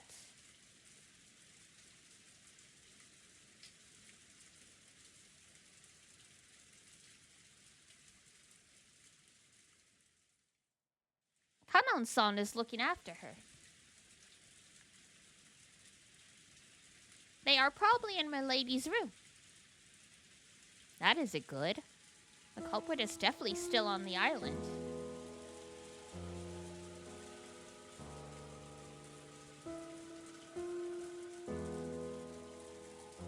In this situation, I don't believe it's a very good idea to isolate ourselves in small numbers. What do you mean by that? You don't mean to say that the culprit plans to kill all of us? Let us remain calm. That is not yet certain. But unfortunately, we can't deny that the possibility exists. This letter was in the chapel. According to this, the culprit is the witch. And if we don't solve the riddle of Grandfather's epitaph and find the gold, they'll massacre the whole family. Or something like that. Is that true? Would you allow me to read it as well?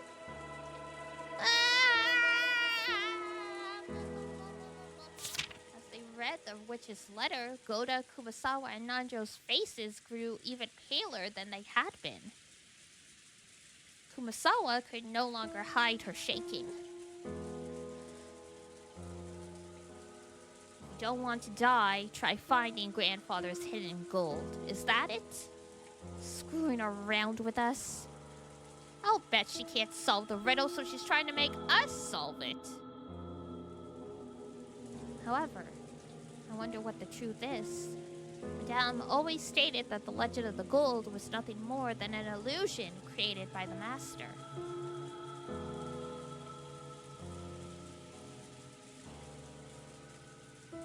It is doubtful whether it actually existed.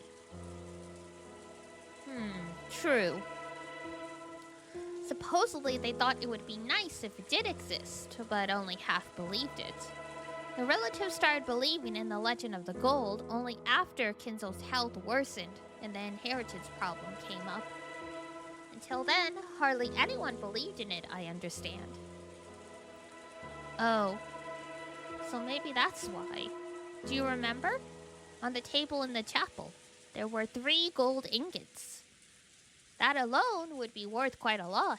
Doesn't that prove that the legend of the gold was real? Excuse me, please wait. Just now, did you say there were 3 gold bars? Yeah, there were definitely 3 of them piled up. So what? I happened to hear Kraus-sama say something once. Yes, I just happened to hear it, you see. It's not like I was trying to listen in on secreted discussions, no indeed. Don't worry about that now. So then what? Is there something wrong with there being 3 of those gold bars? Yes, according to Kraus-sama, there was only ever 1 bar found to support the legend of the gold. That is correct. I believe Kinzo-san showed the president of Maru's soul a mountain of gold and let him take 1 bar back with him, or so the story goes. And 1 bar came to be in Kraus-sama's possession. And he said that no other gold supporting the master's legend of the gold existed.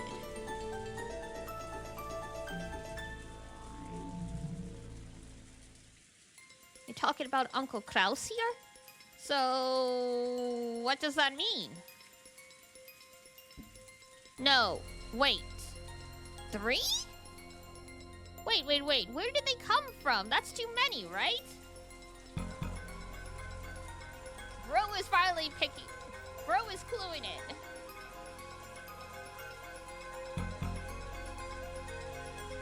Perhaps there is another explanation. Maybe the other relatives also found one each, and they each brought them here. No, I cannot believe that. When all of the relatives came to the mansion, I was entrusted with their luggage. I did not feel a suspicious weight back then.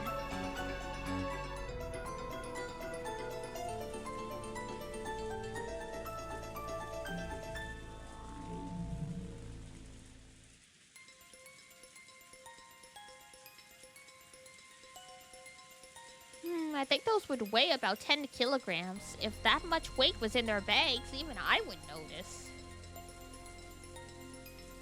But it didn't seem that way.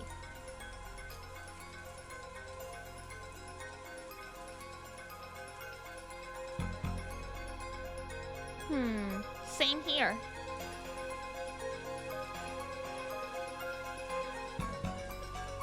At the most, there was some change of clothes, a first aid kit, Kirie-san's makeup. Stuff like that, I think. And Rosa's luggage also looked pretty light. In that case, those 3 piled up gold bars were being shown to them. Or maybe to us.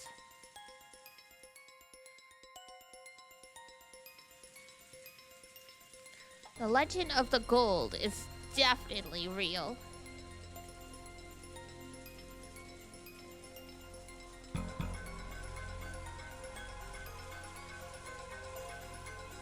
It isn't an illusion.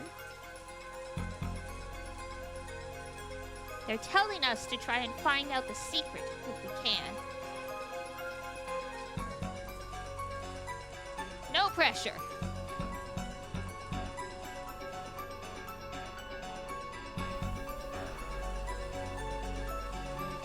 Could they be scheming to have us solve the epitaph, which points to where the gold is hidden, and then try to snatch it away?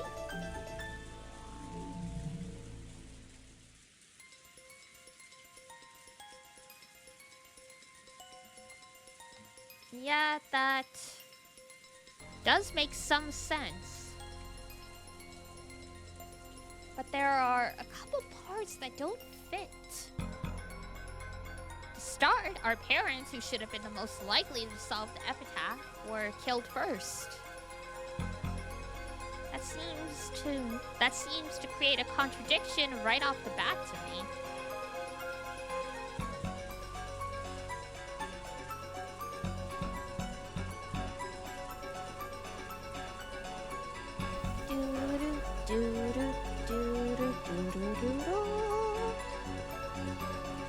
And something else makes even less sense.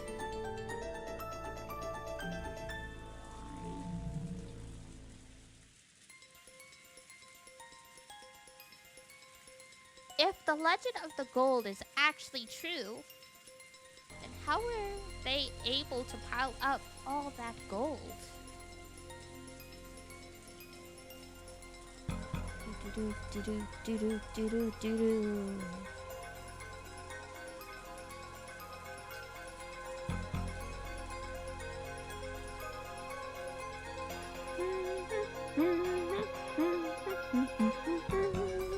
It's almost like the culprits already found the gold.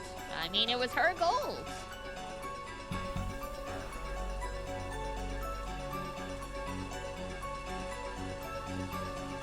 It's her gold to start with, you know?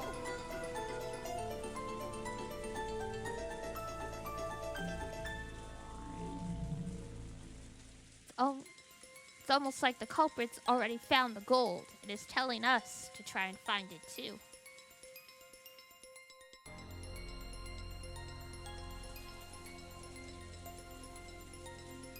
Maybe the culprit found those 3 like Uncle Klaus did. Maybe that convinced them that the legend is true, and they're trying to make the rest of us search for it.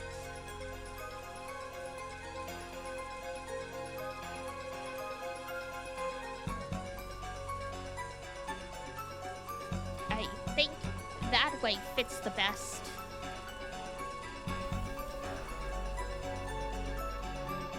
The piece of the chessboard aren't lining up at all.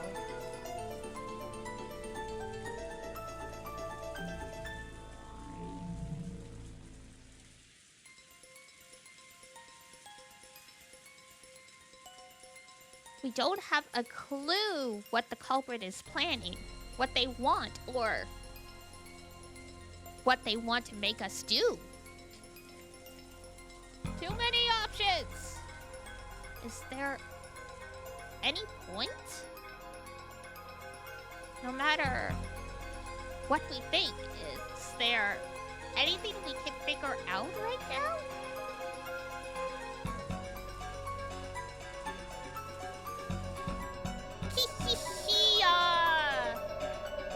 Hi, girl.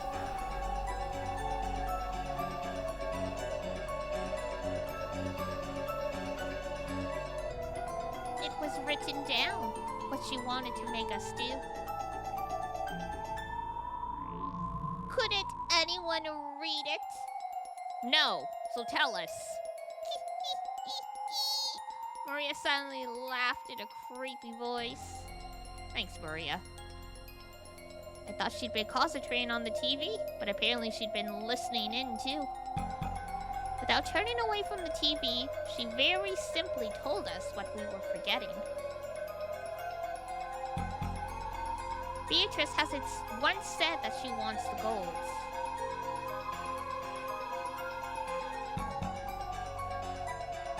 All she's asking is whether you're capable of solving the epitaph's riddle or not. Though I'll bet she's pretty sure you could never do it.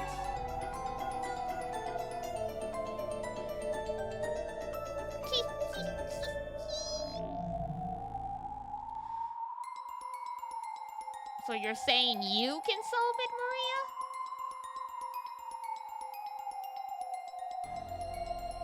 I don't care. After all, she's taking me to the Golden Land. Famous last words. What a shame it would be if Maria got betrayed by the witch. So I won't get in Beatrice's way.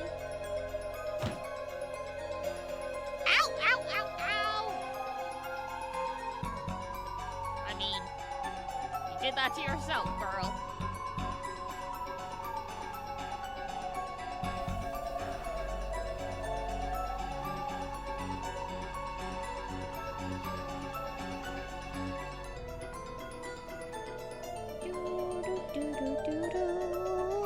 In any case, it looks like we'll have to ask Maria if we want to learn anything more. Great.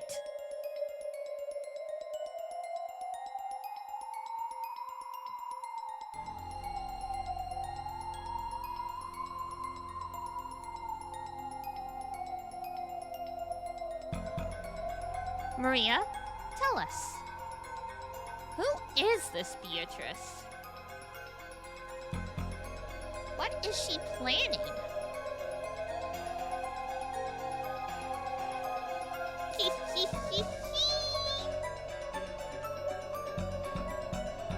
You know Beatrice is a witch. She can do anything with her strange powers. Power of magic can do anything. I don't know about that. It can even create gold or bread. It's gotta follow the rules of the world, though. And of course, it can create sweets too, right?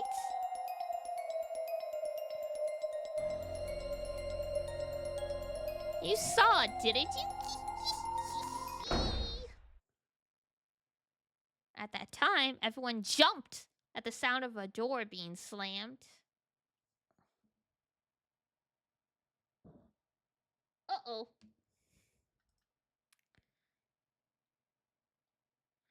When we turned around, we saw that Rosa had suddenly returned, bringing Genji and Shannon. Then she rapidly approached Maria, her heels squeaking, and hit her on the cheek. Stop talking about that. Bata-kun and the rest will take it badly. Ugh. Without waiting for a response, she hit Maria's cheek once more. Everyone could only stand there, stunned. I don't know what ooh means. What about yes? Ugh. She mercilessly hit Maria's cheek again. Maybe Maria didn't feel like resisting after being hit twice. She weakly said yes. Rosa, there's no need to be so harsh. This is my daughter's education. Do not interrupt. Alright then. The atmosphere behind Rosa, who was, the atmosphere around Rosa, who was with Genji and Shannon standing at attention behind her, was somewhat cold, yet dignified.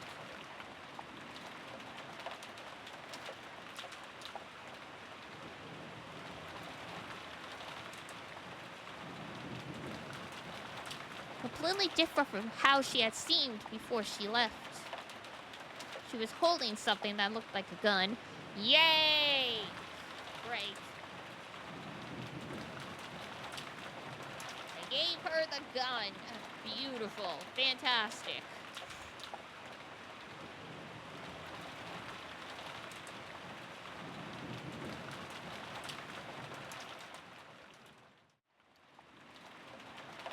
Absolutely nothing can go wrong now.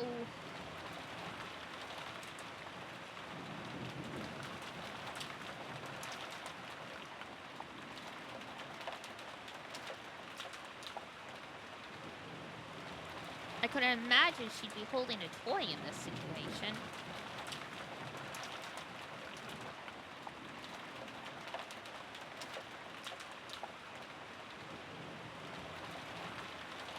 Aunt Rosa?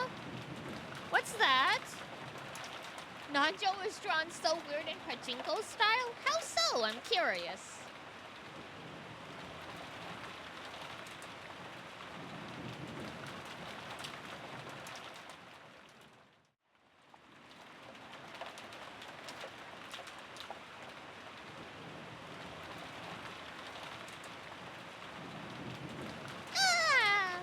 PS3?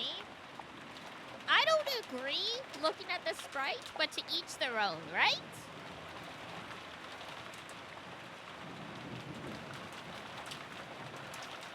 PS3 sprite, he looks more like he's been inflated with air to me, versus just being an overweight man. The distribution of the weight makes more sense in the pachinko style.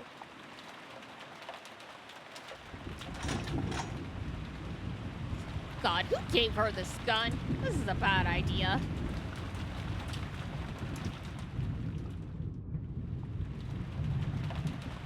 Like, Natsuhi at least knew how to shoot the gun? I'm not sure about Rosa here. This is father's.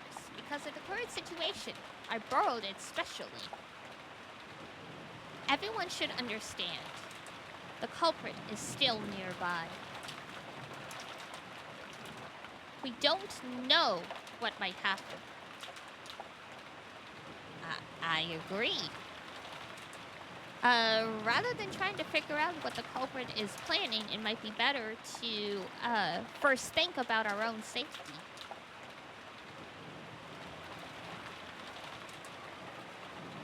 Father was fine, but he was considerably shaken by these sudden events. So much so, he's writing a will. Fortunately, he said he won't leave his room, so he should be safe.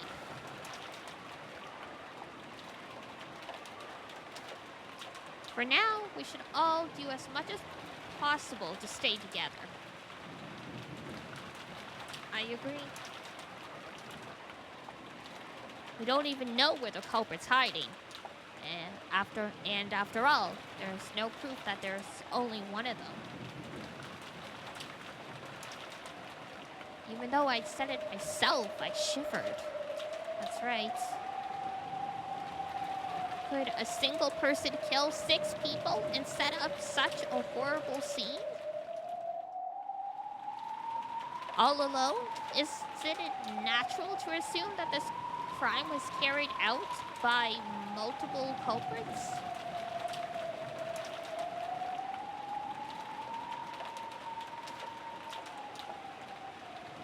I agree with Rosa-san. It probably is good for us to stay together. Yes, I think so too. Maybe you're biased as you've read it all in PS3 style? I mean, yeah.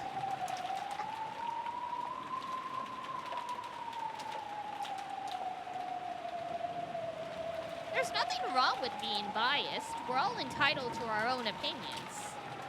As long as we just respect other people's opinions, right? I personally really like the pachinko style, but I have seen some sprites in the console version that I'm like, this might have been better. But like, it is what it is. This is on the PC without any modifications, so it's either this or the original style, I think. And I mean, the original style, I can't do it. I can't do it. Like, it's not terrible. It's got a charm to it.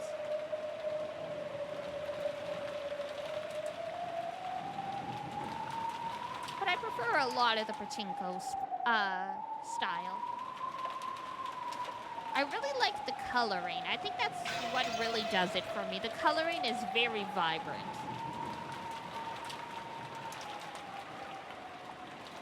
Maybe it's about time we called for Milady and Kanon-san. Oh, you're about to find out that, you know, things have gone horribly wrong.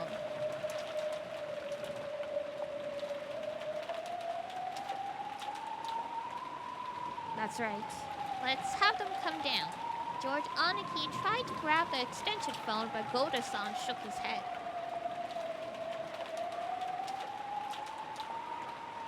That's right. The phones are down right now, aren't they? I'll go with a couple people. If George Aniki and Goda-san come too, that should be enough. No, let's all go together. It's a wolves and sheep puzzle. If we're in balance while gathered like this, then maintaining this situation will be the safest. A wolves and sheep puzzle? Is it like that puzzle, like in Professor Layton, where you have a raft and sheep, and you need to get all of the sheep on the other side, but if you leave too much sheep alone or with the wolf will eat the sheep? Oh, I've got it. I'll show you. Maria, turn off the television. Genji-san, please tell me where Jessica-chan's room is. Let's all go together. Yes, I will guide you.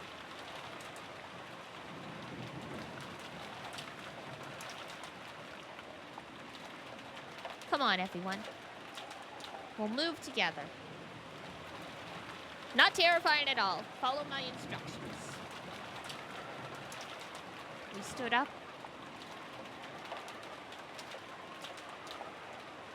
Maria alone looked like she had some regrets about the TV, but she decided to go along with everyone for now and got up.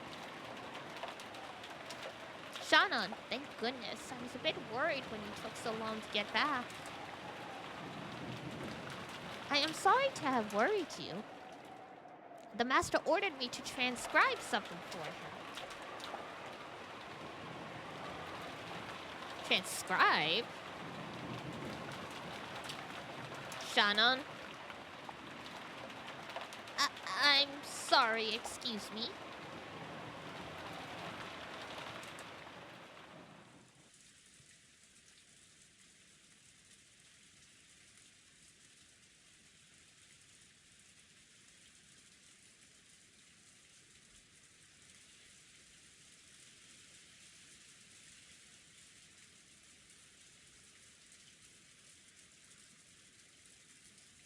We headed for Jessica's room with Int, Rosa and Genji-san in the lead.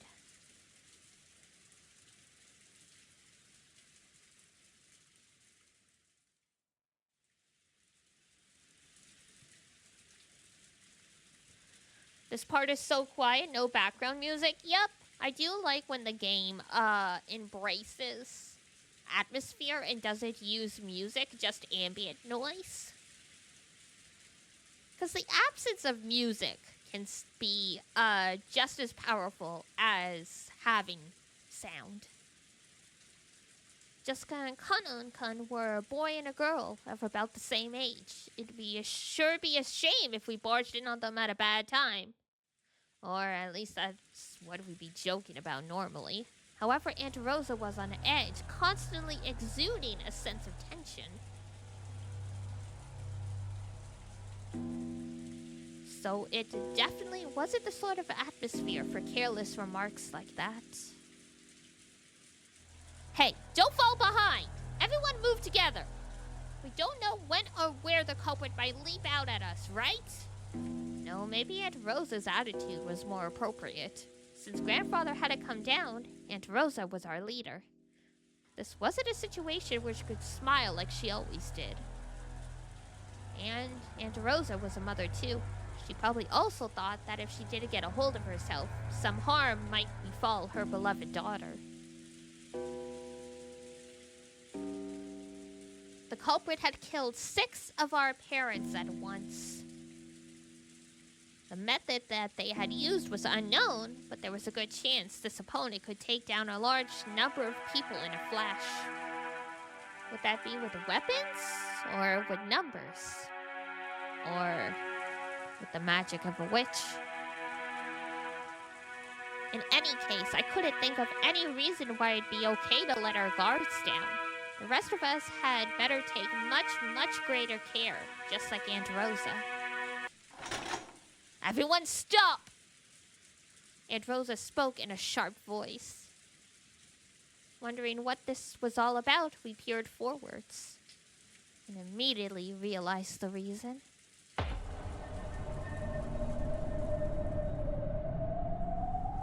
This one again!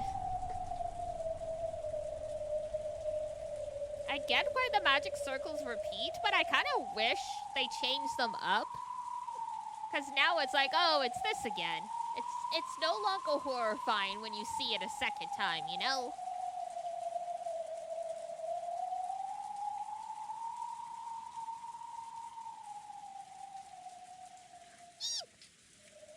Everyone get back! Goto-san and Genji-san approached the door. Beyond this door was probably Jessica's room. This seems to be the paint that was scribbled on the door to the chapel. It appears so. It seems not much time has passed since it was drawn. What the heck? Is that another magic circle? It's the first magic circle of the moon. It has the power to open unopening doors.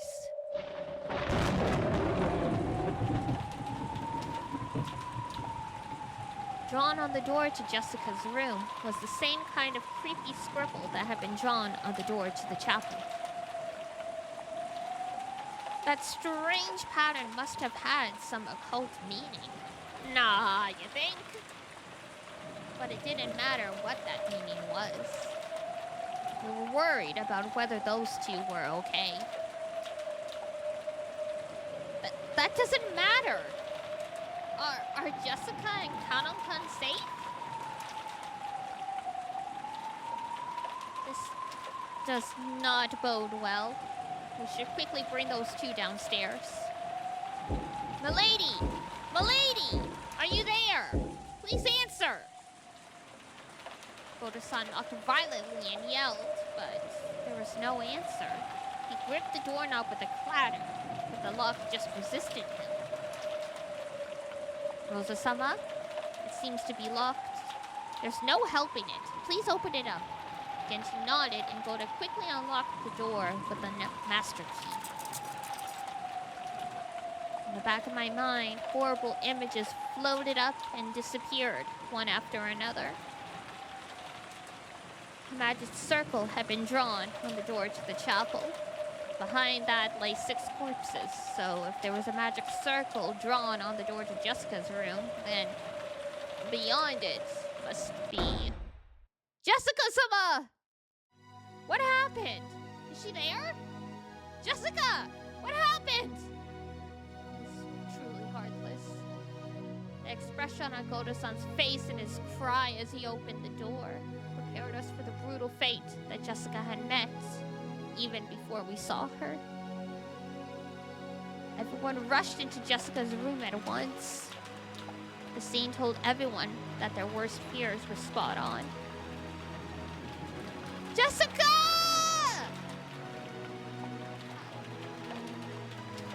Horrible. Dr. Nanjo. Inside the room would seem elegant for the bedroom of one so young. Jessica lay crumpled on the ground. There was a large pool of blood on the floor, and there was a knife or something sticking deep into her back. Was it a knife? There was a design on the handle that just had to symbolize something demonic. It had to be a weapon with some kind of occult meaning. This is horrible. She has passed away. This probably reached her lungs. Not much time has passed since she died. Jessica! Damn it! Damn it! Backup-sama! I was naive! I knew it! Since the culprit could have escaped the island, they were definitely close by. So, why didn't I get cautious sooner?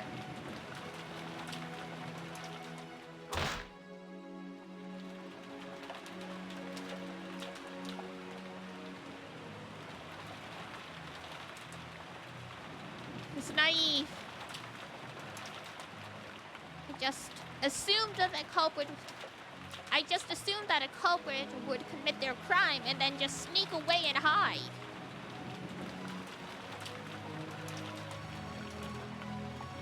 We were stunned then. We thought Jessica-chan giving in to rage and running off was just something that couldn't be helped. But we were naive. We should have stopped her. Goto-san, why did you leave those two alone?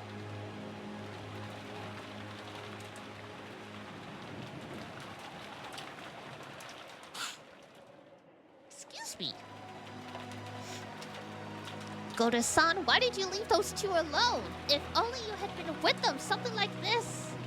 No, that is, I said it was dangerous, so we should return. It's just that Milady said she wanted to be alone. Kanon-san told me to leave it to him, and... Speaking of which, where is Kanon-san? That's right! What in the world happened to Kanon-kun? Kanon-kun? Where?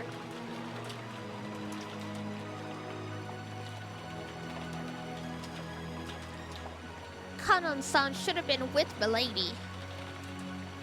Where in the world did he go? You don't think they got him?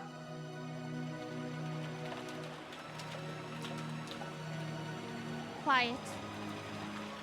Someone might be hiding in this room. Search under the bed and in the closet. There was a chance that Kanon-kun's corpse had been pushed away somewhere. At Rosa-san's orders, everyone searched thoroughly throughout the room together. But there wasn't a single human hiding anywhere.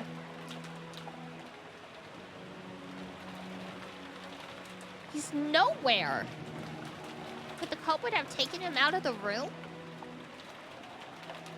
Then we'll have to search for him quickly and save him. If we're slow, something awful might happen. Oh, it has already happened, unfortunately.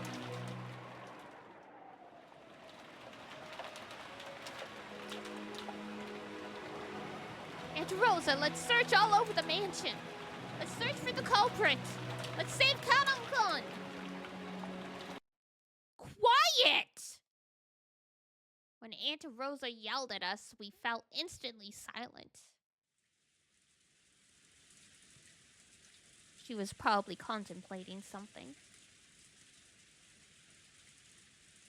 However, what in the world could that be? Aunt Rosa walked around the room as though looking for something, or as though she was collecting her thoughts.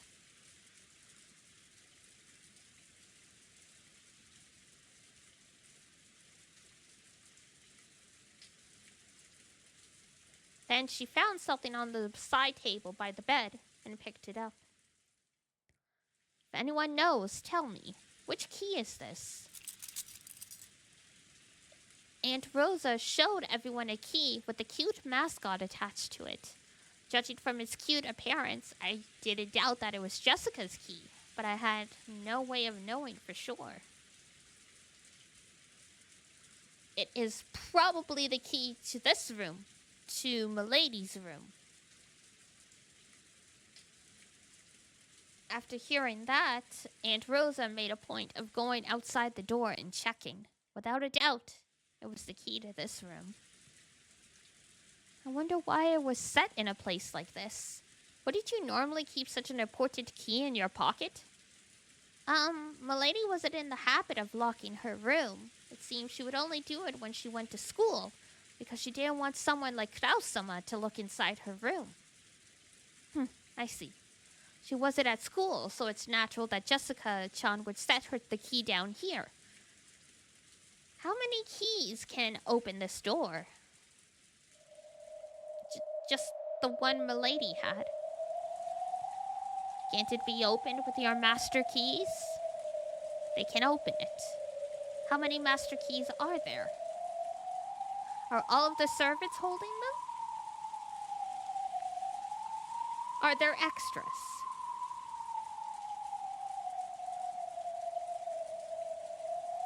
Yes. We all have one.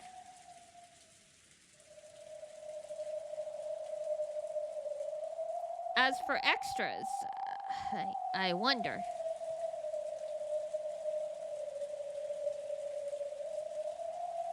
There used to be several, but Madame scolded us, saying that was careless, so they should have been dealt with.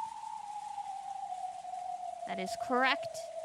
There is only one held by each servant. There are no more.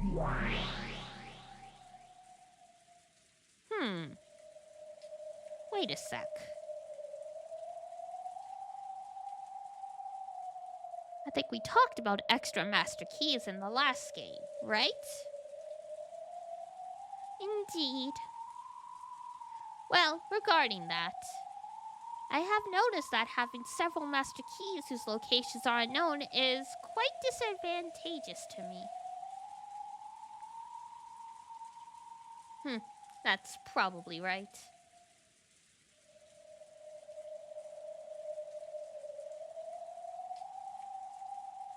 It really hurt you if there were more master keys than we thought.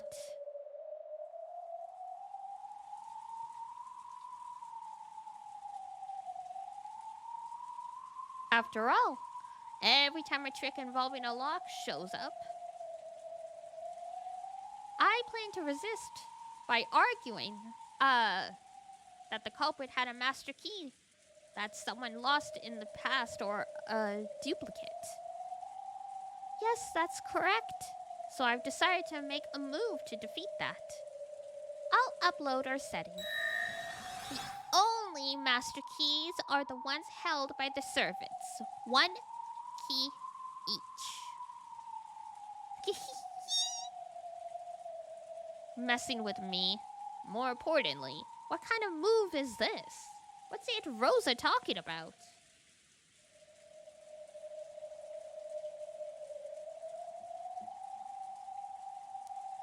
Who knows? You should try listening in.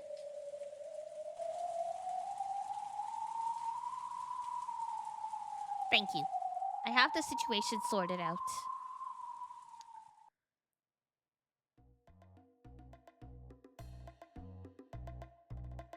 Uh-oh.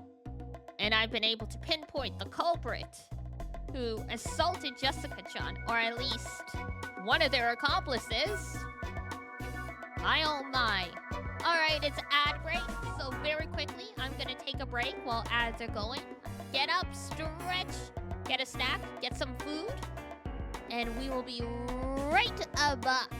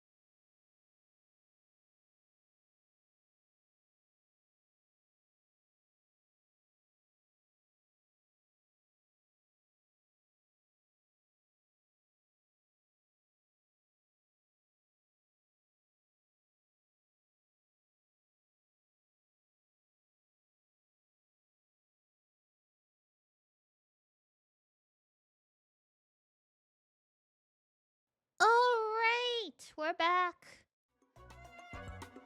And thank you for the follow, Andrew.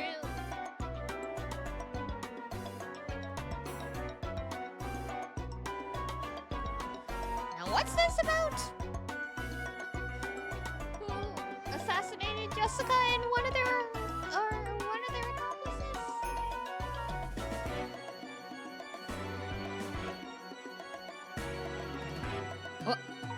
What did you say? Who is it? Aunt Rosa? You don't mean Kanon-kun, do you? Huh? What? Why Kanon-kun? This room is locked, and the only keys that can unlock it are the master keys held by each servant, and the key Jessica had.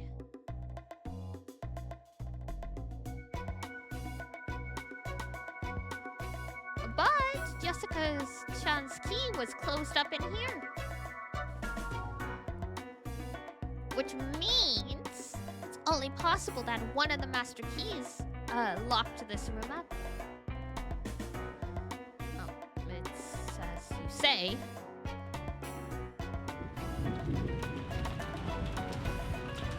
In that case, someone killed Jessica, then locked the door.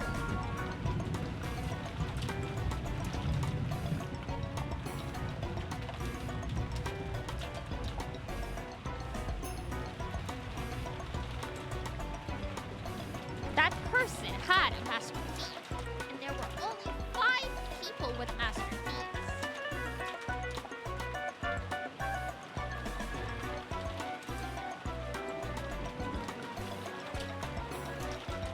Oh my! It wasn't me, not me! Definitely not! No, I would never do such a thing. Kumasawa-san got up late. After we returned from the chapel to the parlor, we did meet you there. But it's impossible to prove where you were and what you were doing until that time. Watchers from the shadows chased after Jessica-chan and Kanon-kun when they were isolated and stealthily attacked them.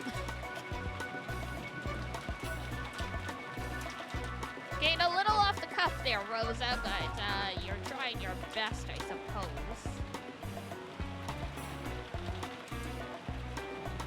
Are you saying I visited Milady's room and did something so horrible? I did no such thing!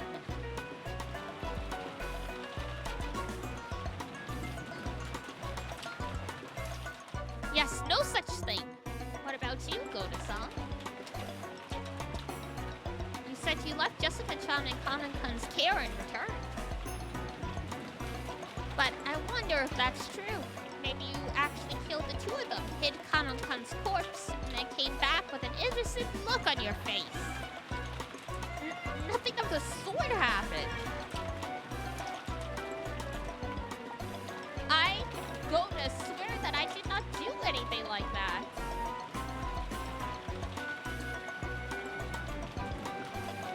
It wasn't us. We were following the master's orders and...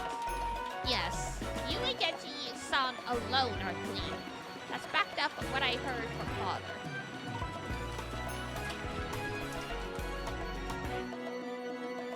Good old favoritism. The two of you were in Father's room the whole time, describing and witnessing for him. Father and I can guarantee that.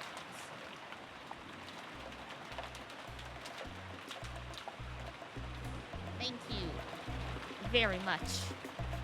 In that case, the argument becomes who is more suspicious? Goda-san or Kumasawa-san? I thought that myself right after entering this room. But still, I found it strange. Look at the state of Jessica-chan's body. Doesn't everyone think it's strange? You're gonna have to spell this one out for us. We don't have a picture of the crime scene here.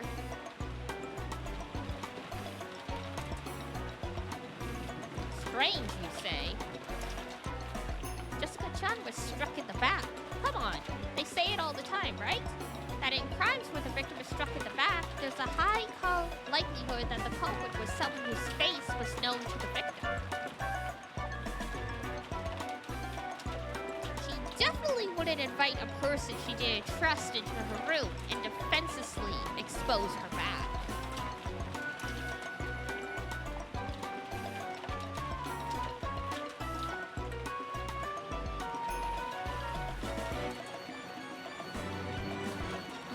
Rosa-sama, you don't mean that... I do. We're all fully aware of the state Jessica-chan was in right before she was killed. After seeing her parents trapped in bodies, Jessica-chan was very panicked. It was easy to imagine that after she regained her composure, she'd be in a horrible slump.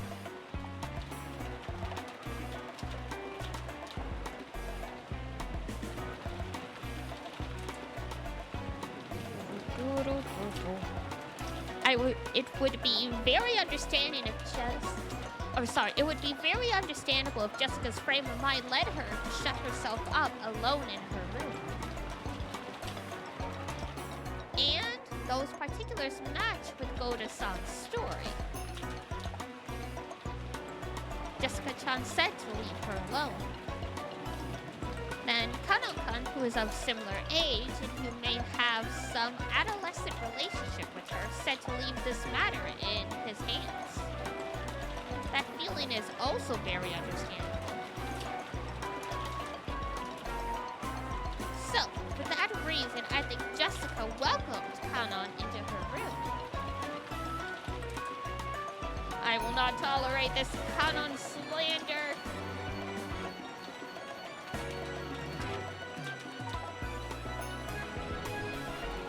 But what if it had been Goda-san or Kumasawa-san? Would she have let them into her room? I believe that I have gained Milady's trust, but even so... Oh, then I guess you're still a suspect after all, Goda-san. I assume Jessica probably didn't like you very much, so I didn't think she would have let you into her room.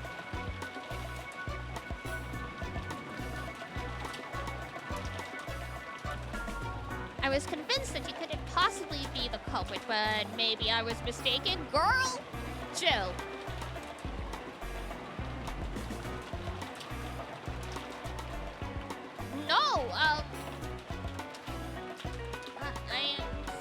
say that I may not have been accepted by Milady.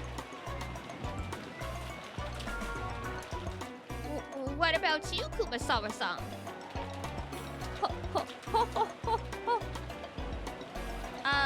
We are far too separated by age to understand the feeling of a young person like Milady very well. And for the same reason, perhaps Milady never opened her heart to us.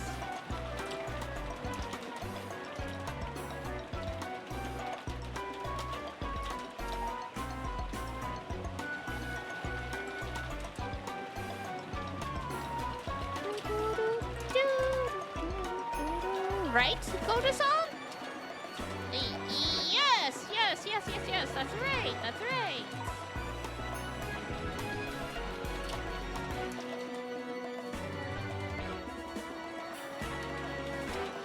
It would have been quite difficult for her to open her heart to the likes of us. How convenient. And it would have been inconceivable for Milady to let us into her room when she was grieving. Goda-san and Kumasawa-bachan each rubbed their hands together, affirming each other with forced smiles on their faces. Oh boy.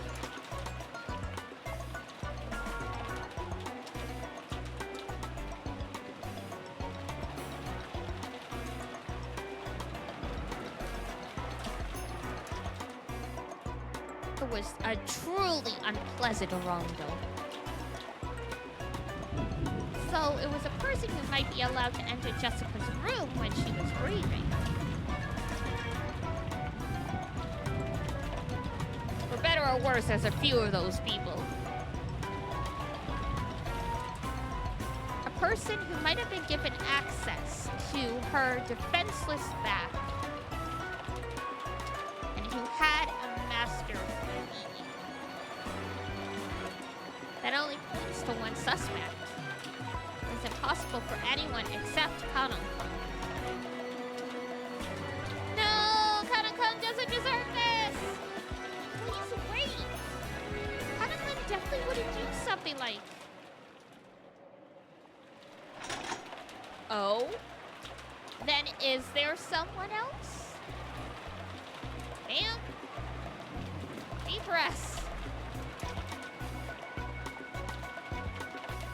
Is Goda-san or Kumasawa-san suspicious after all? Who do you think is more suspicious, Shannon-chan? Come on. I could never.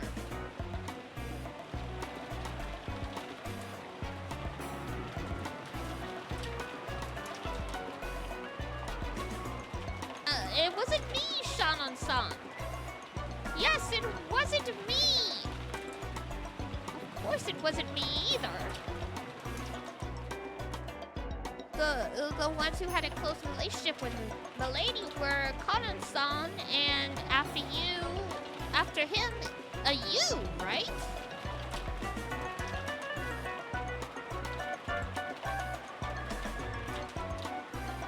Yeah, isn't that right?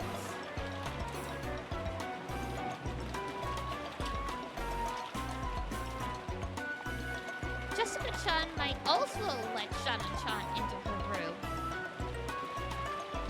You were supposedly with father, but in reality, could you be the culprit?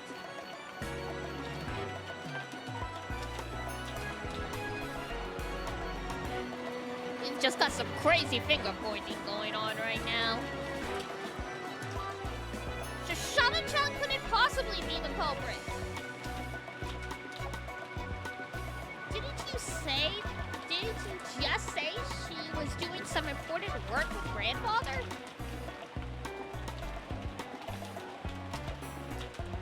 Yes, I know. Neither Shannon-chan nor Genji-san is the culprit. Father confirmed that that they were together the whole time. Well then, what do you think, everyone?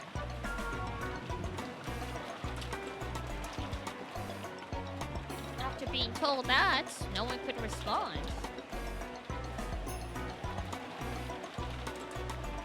Even if someone did manage to argue back, they'd then have to offer the name of a different suspect. And no matter who that suspect might be, it would have to be someone right here. No one could do something like that.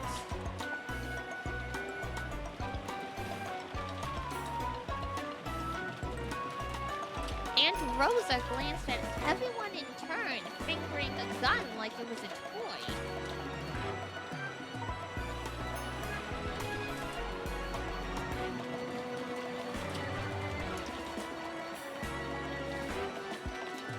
She seemed so different from the kind Aunt Rosa I knew.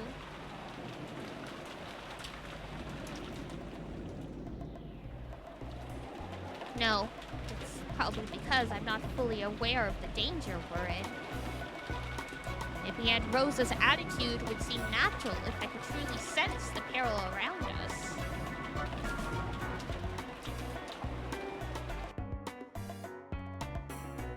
It looks like no one has an opinion.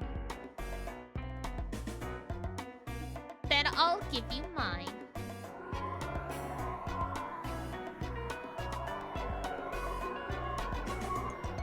Of course, I cannot deny the possibility that Kanokan's a victim without a corpse.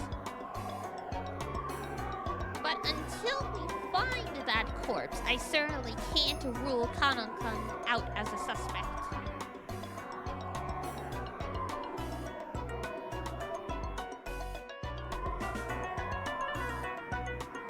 There's a chance he'll suddenly appear again, claiming to have been attacked by the culprit and confined somewhere. But take care. Most likely, no. There's no doubt about it. Kanokan killed Jessica-chan.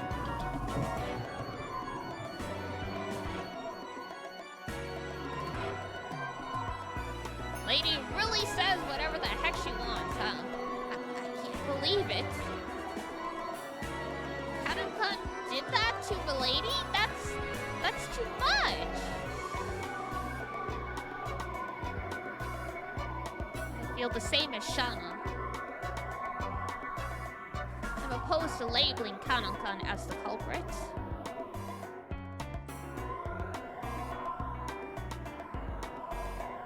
Then is the culprit Goda-san or Kumasawa-san?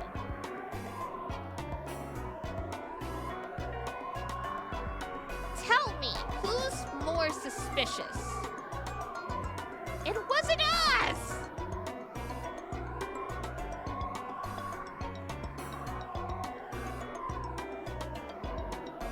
If it wasn't Kanokan, then who could have opened this locked door?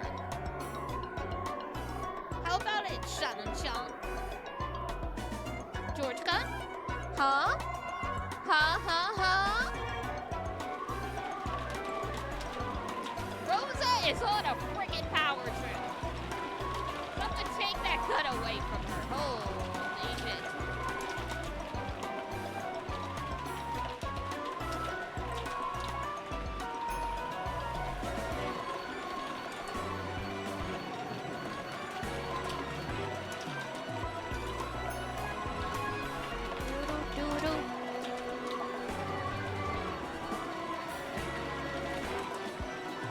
Of course, they couldn't say anything back.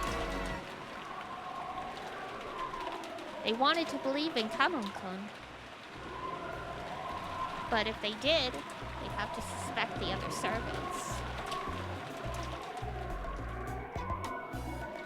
The simplest culprit was the mystery guest Beatrice. But she was nothing more than a guest and didn't have a master key. So, if Beatrice is the culprit, despite lacking a master key,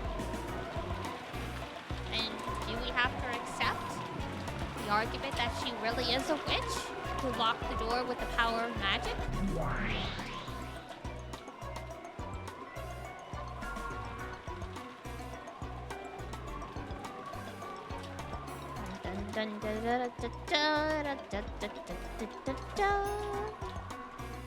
That's a dirty argument.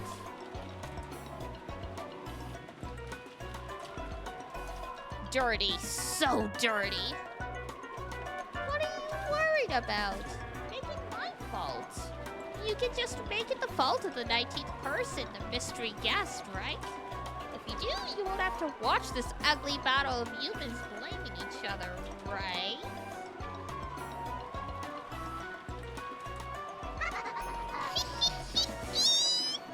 So then what? The culprit is the 19th person, the guest Beatrice. She's a witch, so she could lock the door without a key using magic. Are you telling me to accept that? Damn it! Damn it, damn it, damn it! In the last game, I learned all your weak points. So what will you do? What will you do? You said you definitely wouldn't accept me, right? Then, you can use Kanon as the perfect sacrifice he is. Kanon killed Jessica.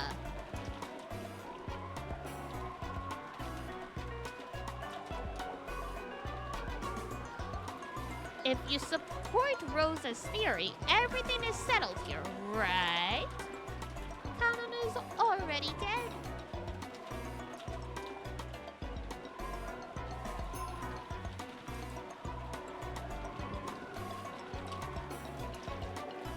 There should be no need to show concern for the dead. And you won't have to suspect anyone in this room.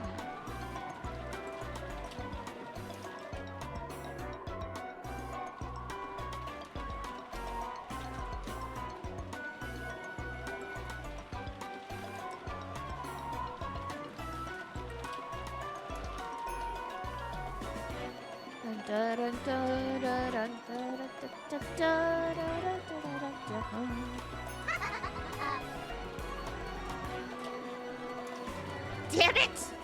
I won't accept you! But Kanon-kun, being the culprit is... I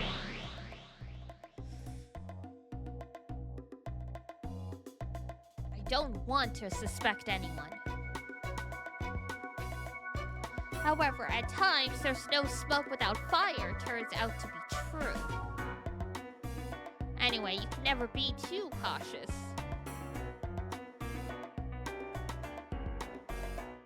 Dr. Nanjo! What do you mean by that? Please do not misunderstand. I do not wish to label Kano-san as the culprit.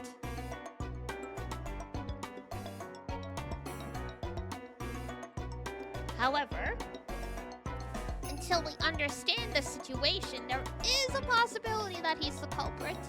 And I believe thinking that way is safer. Ho ho ho. Yes, that's right. You cannot be too cautious. General consensus,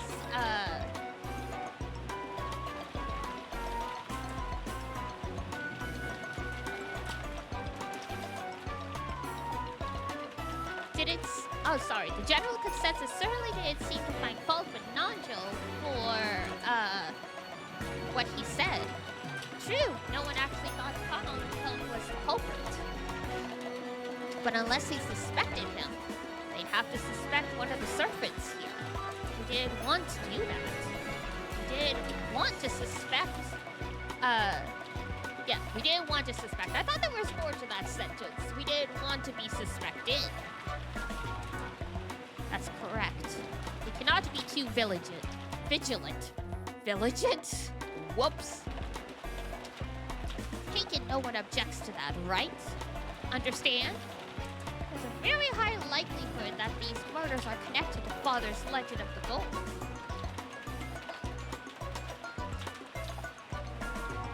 That means the crime must have been plotted by someone who wants to keep a vast amount of gold worth several 10 billion yen all for themselves. With that kind of money, you can play around for the rest of your life in any country. And With a motivation like that, they might even intend to kill all of us. But she did have a master key. The 19th person, the guest Beatrice, is removed from suspicion for the murder of Jessica Chan alone. But we cannot conclude that she's unrelated to the crime. After all, it's a vast amount of gold we're talking about.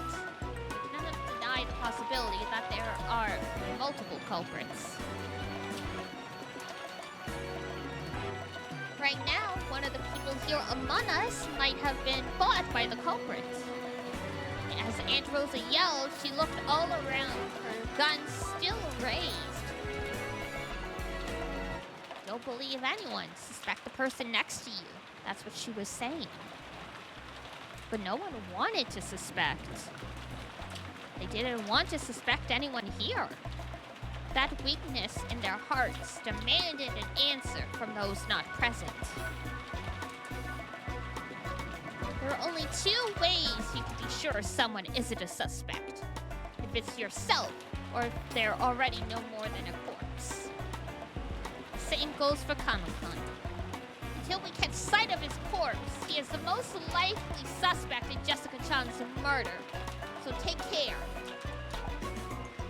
Even if he's still alive, even if he smooths things over with some explanation, you definitely mustn't trust him.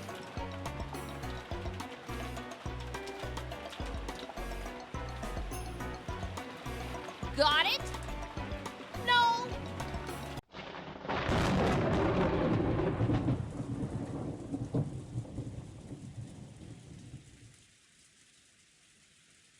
No one gave an answer of their own initiative. However, those who met Aunt Rosa's eyes had to nod their heads.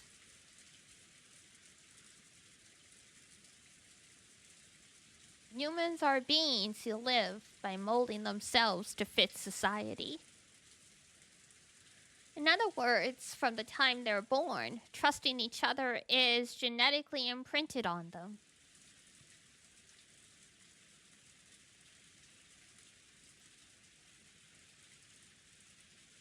It's unpleasant to go against that.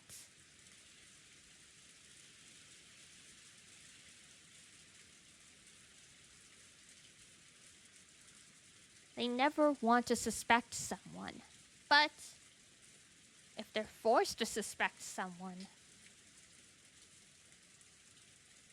they find it safest to choose someone who isn't present at that moment.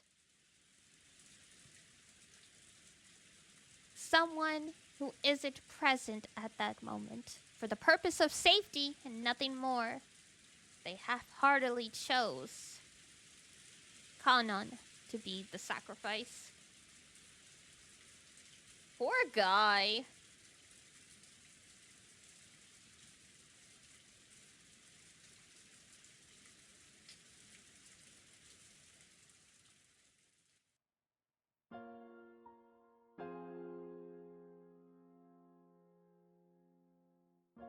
That's ridiculous.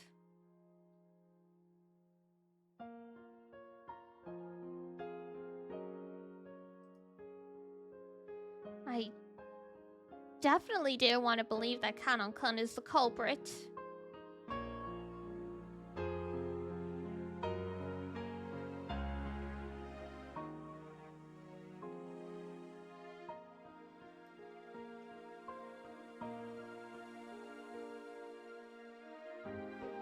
I heard from George Aniki just now, but not only were those two close in age, they also had that kind of adolescent relationship that Aunt Rosa had mentioned.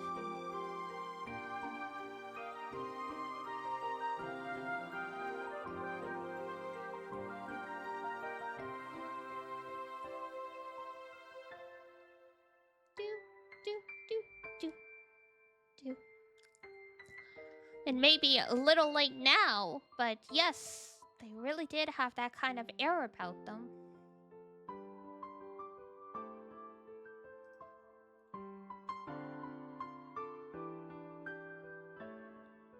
After seeing her parents' tragic corpses,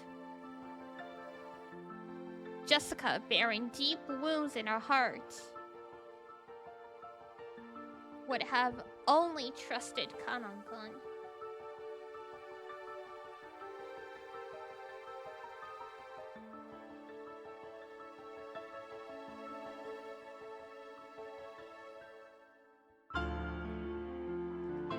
It was very easy to imagine.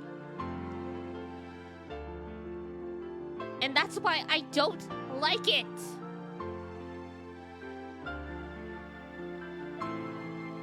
Kanon-kun was the one she trusted, so she wouldn't have let anyone but Kanon-kun in. So Kanon-kun was the only one who could have killed Jessica? I can't just accept that kind of argument.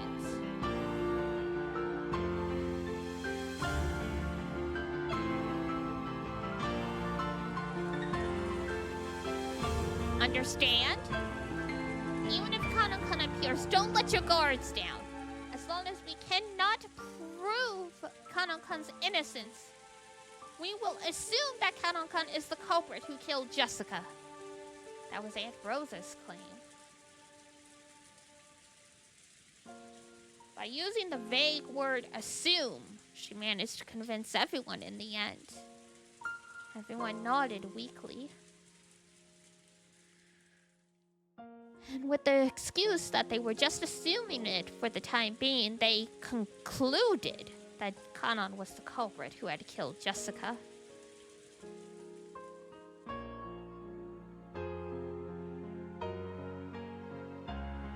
I wonder what the dead Jessica and Kanon would think if they could hear this exchange.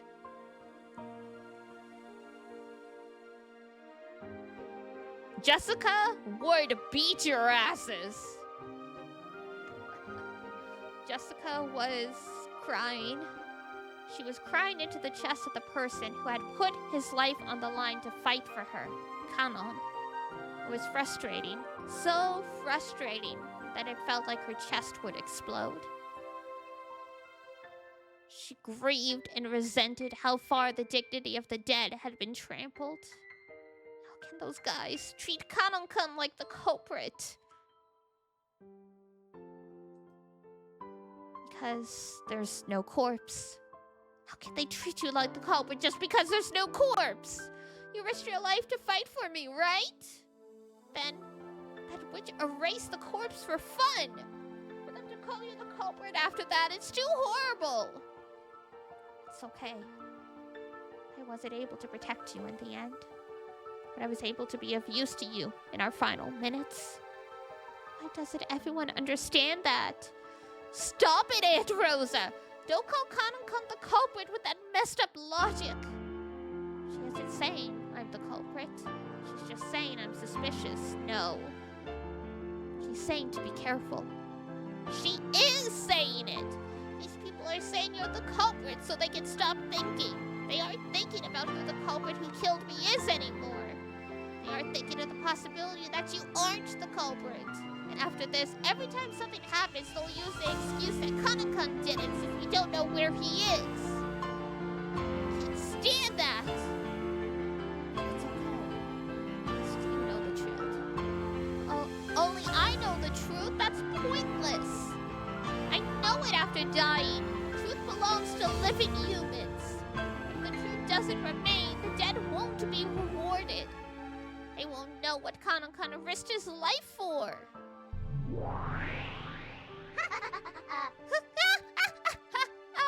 Truly a splendid sight. You hardly ever find a sweeter honey than the laments of the dead. Lament, lament. No matter how much you lament, the voices of the dead never reach the living. Damn it! Damn it! It doesn't matter who. Hear my voice! Kanon-kun isn't the culprit! Kanon-kun's corpse was just erased. Why? Why don't you understand? Milady, I can't stand this. It's too sad. I hate it. This way, it's like Kanon-kun died for nothing, right? The honor of the dead means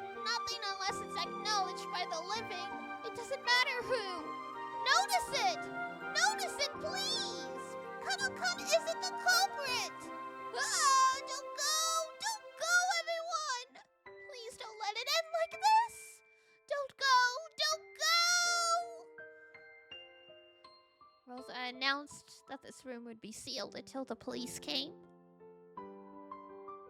The rest didn't want to suspect each other, so they happily accepted that.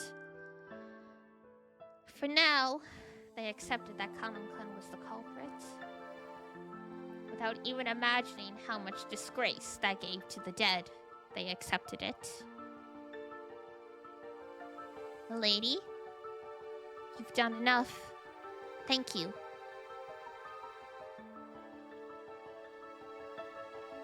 Don't go! Don't go, everyone! I'm begging you, come back! Don't leave us behind like this! Don't! Treating Kanon-kun as the culprit! It won't reach! The laments of the dead never reach! You make me laugh. Yes, that face of yours makes me laugh. Did you think your voice would reach them? It won't, will it, Jessica?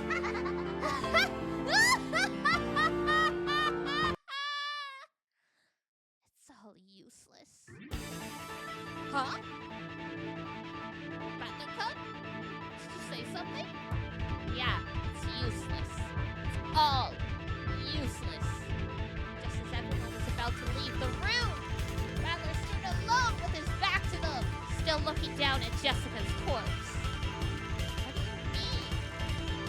It's all useless. Do you have some objection? I agree that we've got to stay on our guards. But sorry, I'm not buying all that about Kanon-kun being the culprit. Oh, so you're speaking up at a time like this? If Kanon wasn't the culprit and it wasn't my doing, how do you explain this closed room that Jessica's room has become? To be honest, I don't even have a clue on that point. Seriously, why'd I have to go and say it's all useless? Because I'd better take responsibility for my own words.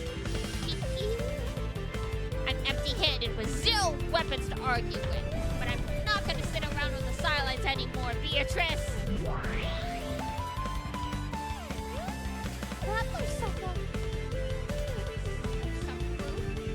That Kanon-kun isn't the culprit? The expression that rose to those two faces was definitely one of anticipation. They didn't want to believe that Kanon-kun was the culprit. They really believed in Kanon, so they were expectant because they wanted me to strengthen their belief in him even more. Then Battler, which of the other servants do you suspect?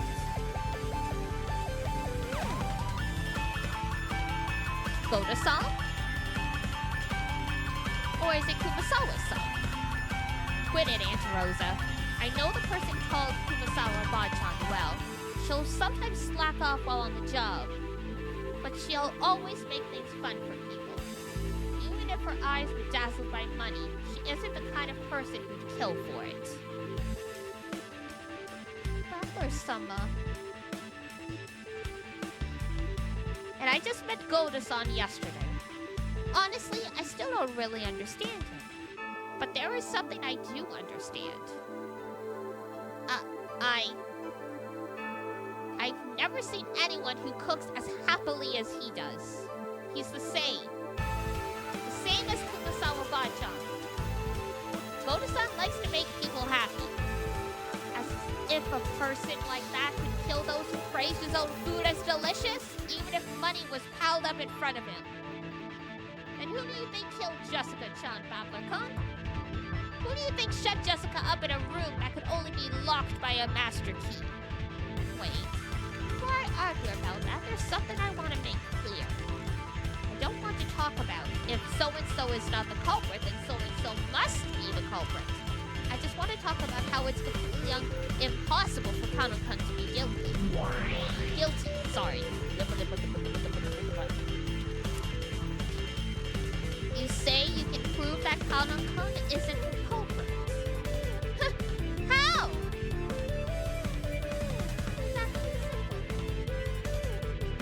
And it's something I almost overlooked. Beato? Repeat it. If you can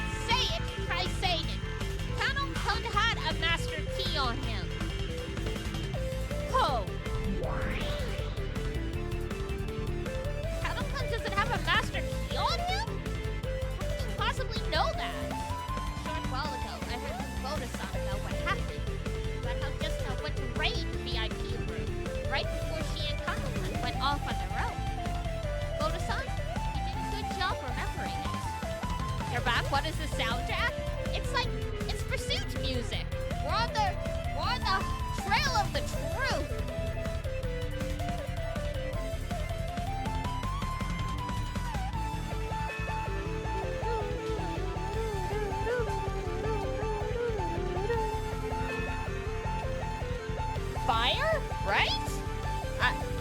I did? I heard him say the same thing. But I don't really understand.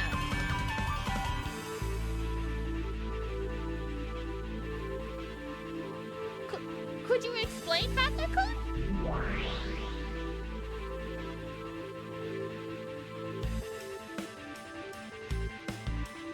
That's right.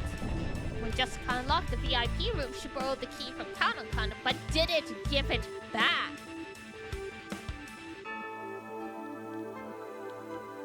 So Kanon-kun doesn't have a master key on him.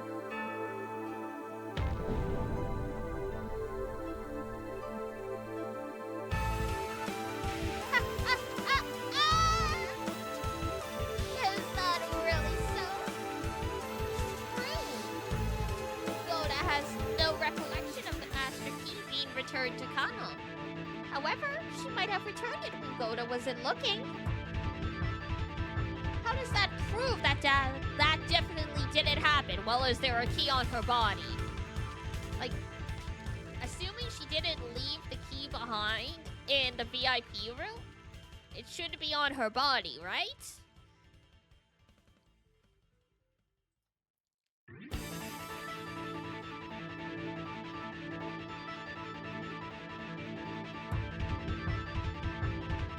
If you could just search the pocket of Kanon-kun's corpse, you'd be able to say for sure, but you can't. No, but we can search Jessica's. It's impossible to prove. It's all useless. It's actually pretty simple, isn't it? No way! So you're saying that's why Kanon-kun didn't have a key on him? Yeah. And to prove it, all you have to do is search Jessica. I knew it!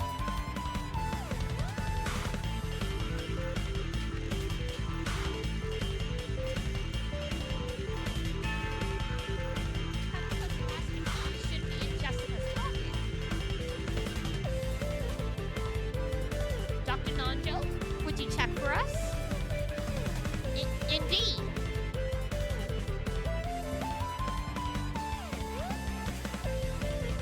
Nanjo dashed up to Jessica and searched in her jacket pockets. And everyone was expected.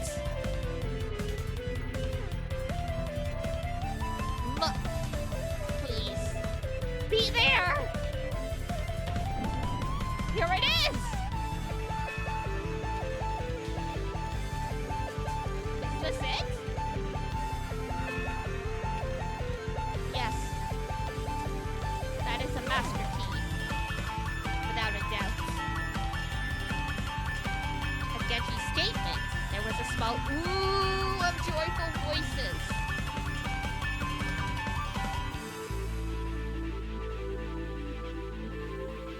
That's Kanon-kun's master key. I'll say it again.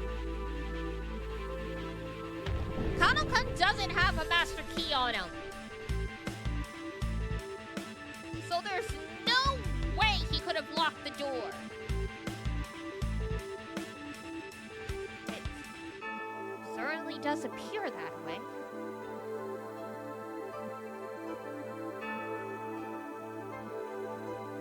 But Kanon was the last person to meet Jessica-chan.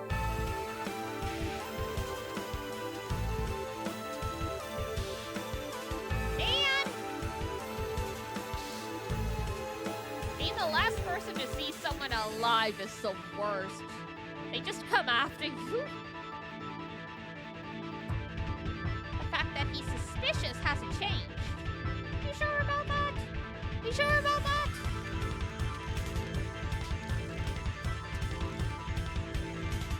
Let's give that stuff a rest. Huh?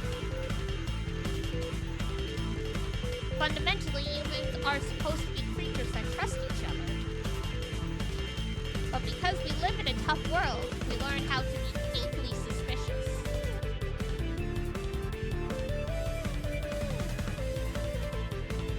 So we suspect everything. We're sad creatures.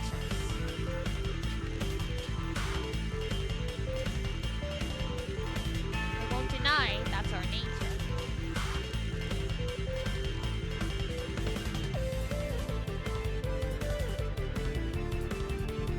But the one thing I won't let you do is reach conclusions without proof. If someone looks suspicious, that doesn't make them guilty. It makes them innocent. Of course the world is filled with wolves.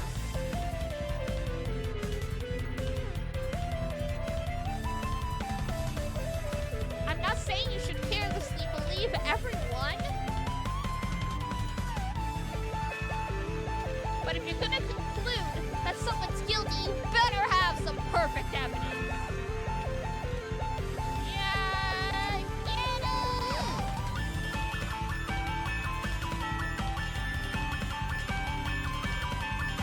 Unless you do, don't go around accusing them based on speculation.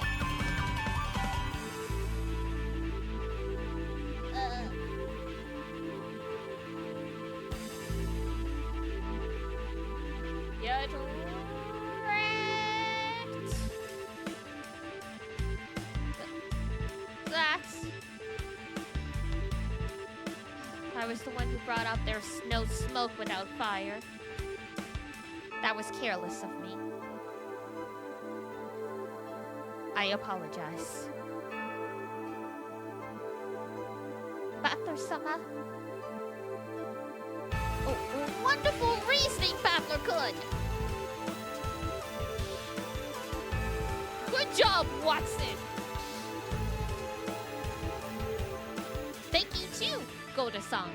Because of what you remembered, Kana-kun's been cleared from suspicion! No,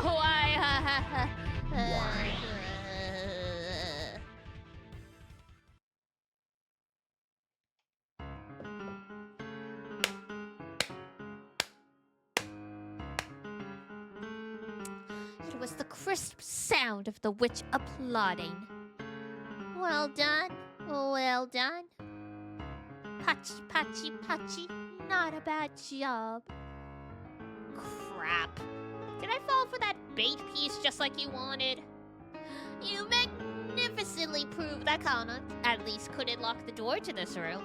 The servants should all have had their master keys. With that as proof, Kana was treated as the culprit. But you've at least managed to clear away that suspicion.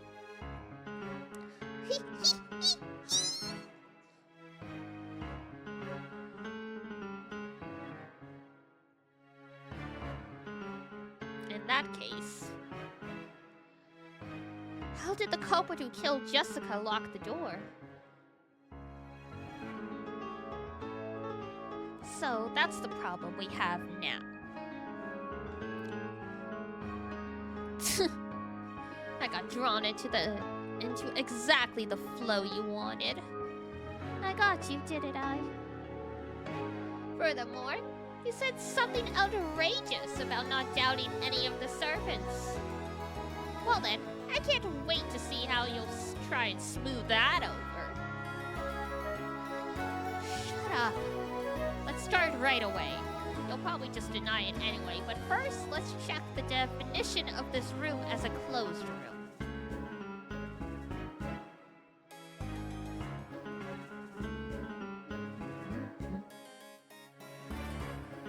Very well.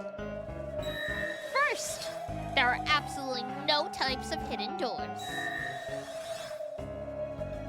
This door is the only way in or out. The only way to lock this door is with Jessica's single key or the master keys, only one of which is held by each servant.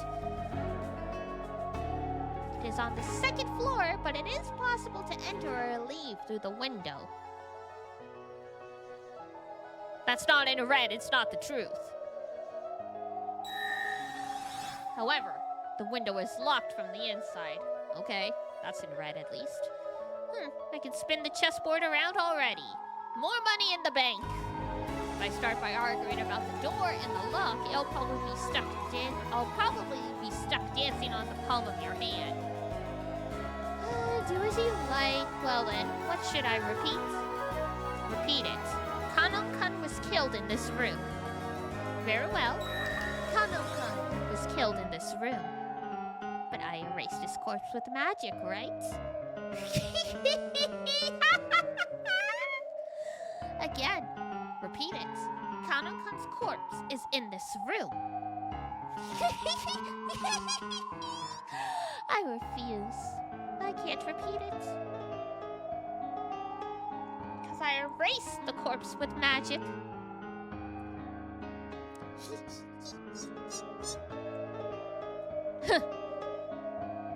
Yeah, figured she wouldn't say that. There's gotta be a secret hidden in the room somewhere. Damn it. Where's the mysterious point I've gotta find? Did they lock it without the master key? Or did they somehow kill those two while they were inside the room and it was locked? Or did they kill those two and then somehow escape? I hate to say it, but I'll have to cover up the moat first. Repeat it. The last time it was locked was due to our master key.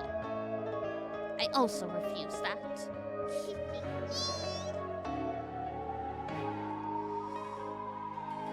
This refusing thing is really vague. Don't know if you refuse because it's impossible to repeat, or whether you can repeat it and you're refusing on purpose. Back when discussing the lock to the chapel, he completely turned the tables on me. When I have an advantage, there's no need to go out of my way to use a red when it might be risky. That's all it is. I guess that makes sense. Originally, the point of the red was to counter my strange theories. Naturally, I'll use it in a way that works to my advantage. Now that I know I've got to worry about you twisting it around, I won't use it pointlessly. Well then, what move will you use next? Imagine a move placing suspicion on Goda or Kumasawa will be easiest, yes? Damn. Feels like you're leading me by the nose and it pisses me off. Stay quiet a bit, I'm thinking!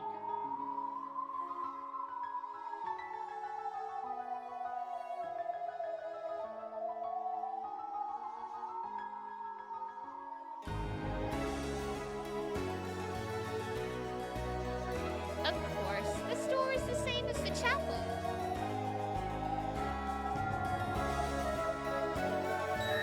When locked, it does not permit any form of entry.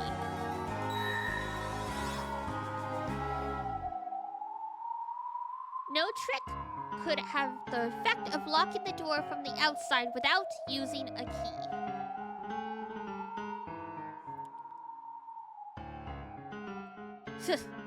Damn you for always using a red when I don't ask for it. Time to step back to square one. For now, I've just gotta think. I'll lay out everything I know. First, there are two victims. Jessica and Kanon-kun.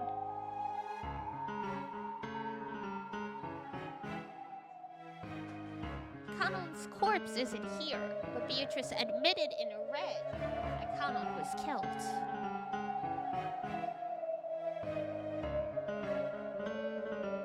So even without a corpse, he's included as a victim.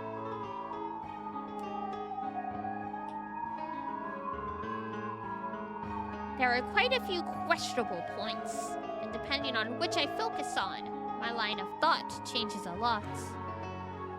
First, after the culprit committed murder in this room, how did they lock it?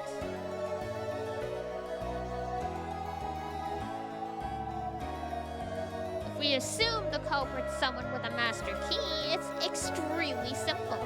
But I'd like to avoid that if I can. Because I'd have to suspect Goda-san or Kumasawa, or maybe even Shaman-chan and Genji-san. Here, I noticed something. I was contradicting myself. I was strangling my own neck. I want to deny Beatrice no matter what. I want to erase the existence of that brutal, fickle, ridiculous witch. So I have to explain everything with humans, not magic.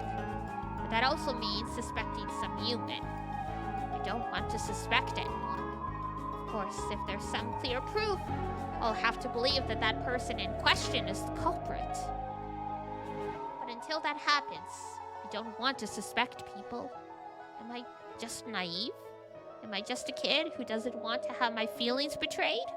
When those feelings tell me that this person at least could never commit murder?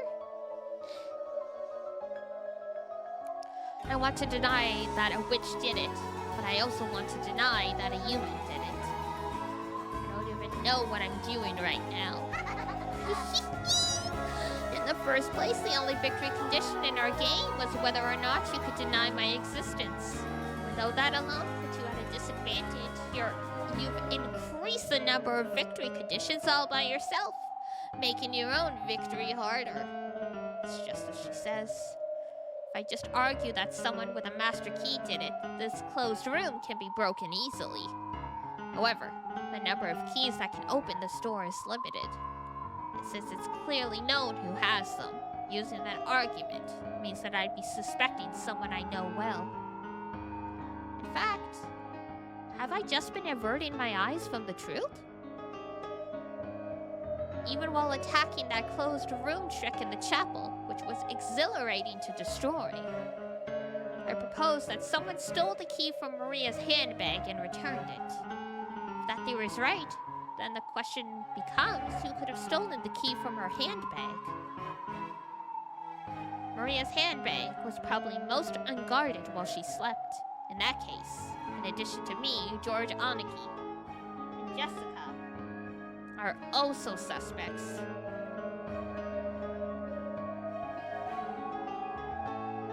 So George Aniki or Jessica is the culprit? Or maybe an accomplice? To her own stabbing? All of our parents have been killed, right? And yet, one of us consented to that and assisted with the crime? We all lamented, mourned, shed tears together in that chapel. And yet, one amongst us was lying?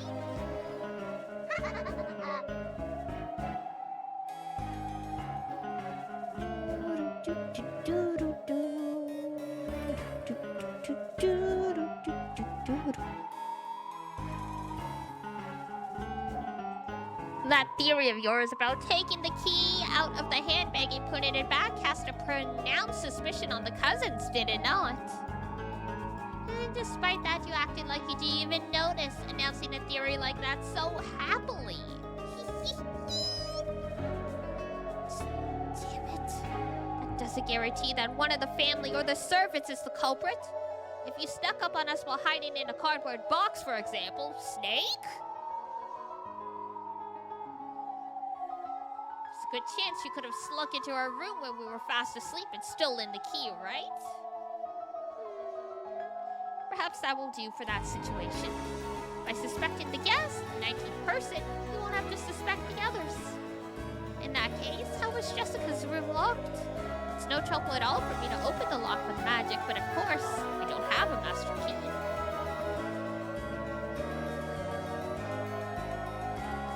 If you deny my magic, you also have to deny that I'm a suspect, correct? So in other words, that means suspecting one of the 18. Oh yeah, thanks for the help. I've managed to sort things out a bit. My goal is to figure out how the 19th person, the human guest Beatrice, committed the crimes. If I do that, I won't have to suspect anyone. If you can do it, that foolish man. This wasn't a closed room from the beginning. After all, there are a total of 6 keys that can open it. And several people possessed such keys. You can suspect any of them. Suspect as much as you like. But you went to all the trouble of denying all of them, making it a closed room yourself. Understand? This is a closed room born from your mental contradiction. You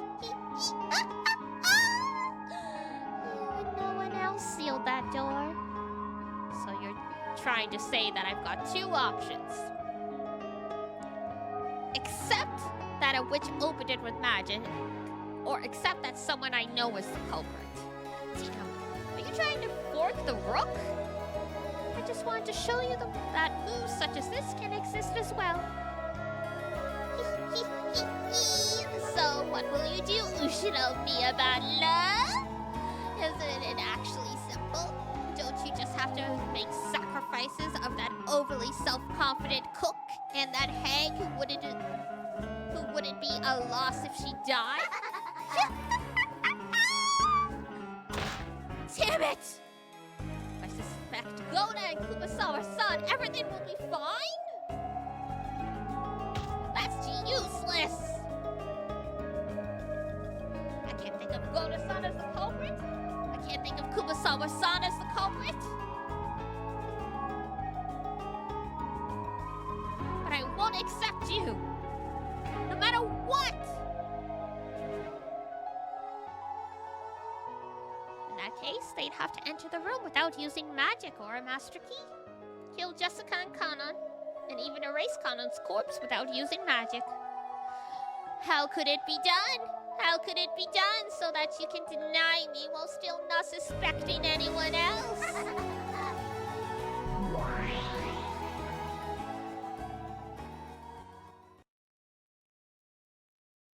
I resign.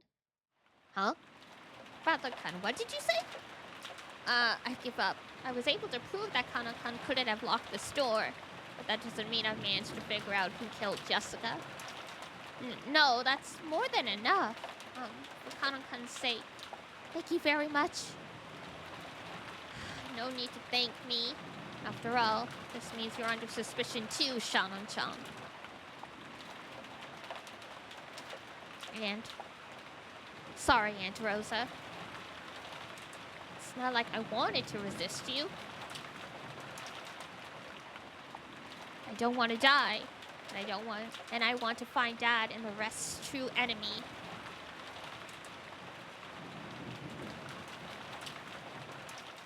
Sorry for saying something that wasn't cooperative. No, it's okay. I was also a little rash. Let's make up. As an aunt and nephew, we have to stay on good terms. Right? Aunt Rosa shifted the gun to one hand and held out her other. I reached out, and for the time being, we shook hands. Aunt Rosa's gaze was sharp. In order to deny the witch, she would sacrifice anyone. That's what her eyes told me. And me? I denied the witch, but I wasn't prepared to lose anything. I was probably the one who seemed to be fighting the most, and yet the one who was most separated from reality.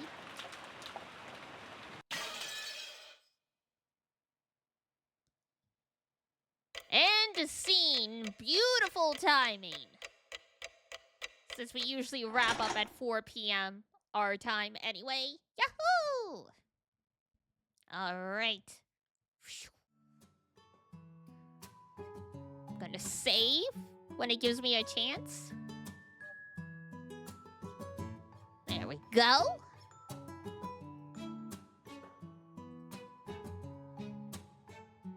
Beautiful. Alrighty. So, for those who don't know, Sunday night is our anime watch-along night in our Discord server. We've been working our way through the early 2000s anime, The Prince of Tennis. Started out as a one-off because I needed to torrent the show we were gonna watch, and then everyone got addicted. So here we are, still in Tennis Land. So here is Discord if you guys want to join and join us for the watch-along. We are, well, I mean, it's a sports anime, but it's technically a shonen anime. If you just jump in at a random episode, probably not gonna matter that much. It's tennis. There isn't some grand, crazy, overarching plot other than we're trying to get to nationals.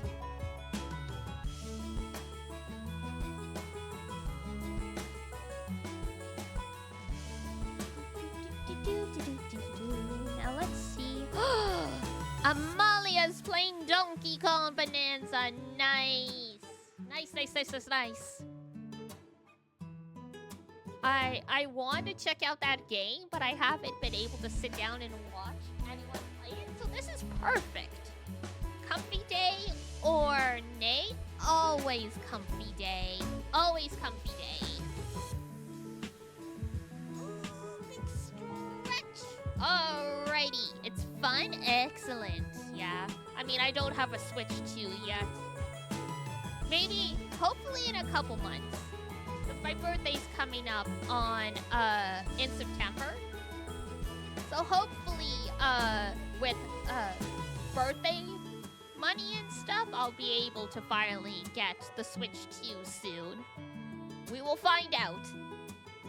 Never want to make bets on it because, you know, new game consoles and stuff can be a lot of money. And obviously, it's not gonna be like, well, why didn't you give me more money? It will be what it will be. But for now, that's gonna be it for me. Pet the Pep and Mogu for you? Of course I will. One of them's passed out on the bed behind me. I can't tell who it is from this angle. I can tell Pep and Mogu apart by the shape of their faces, tail, and ears. But the way they're sleeping right now, I'm like, I can't see the shape of their head, the shape of their ears, or see their tail. I can't tell who it is because they're both black cats. Like, Mogu has that tiny little lock of white hair on her throat. But it's like they're facing away from me with their head and tail curled in towards their body as they're sleeping. So I'm like, I can't see any of their defining features.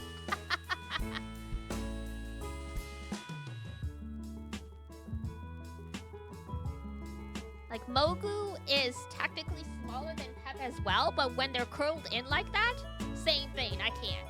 You're gonna bet it's Pep.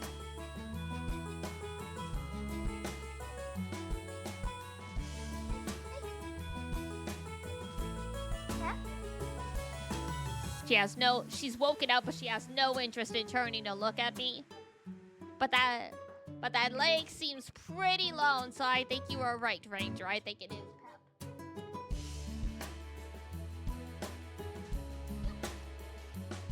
Hey, girl?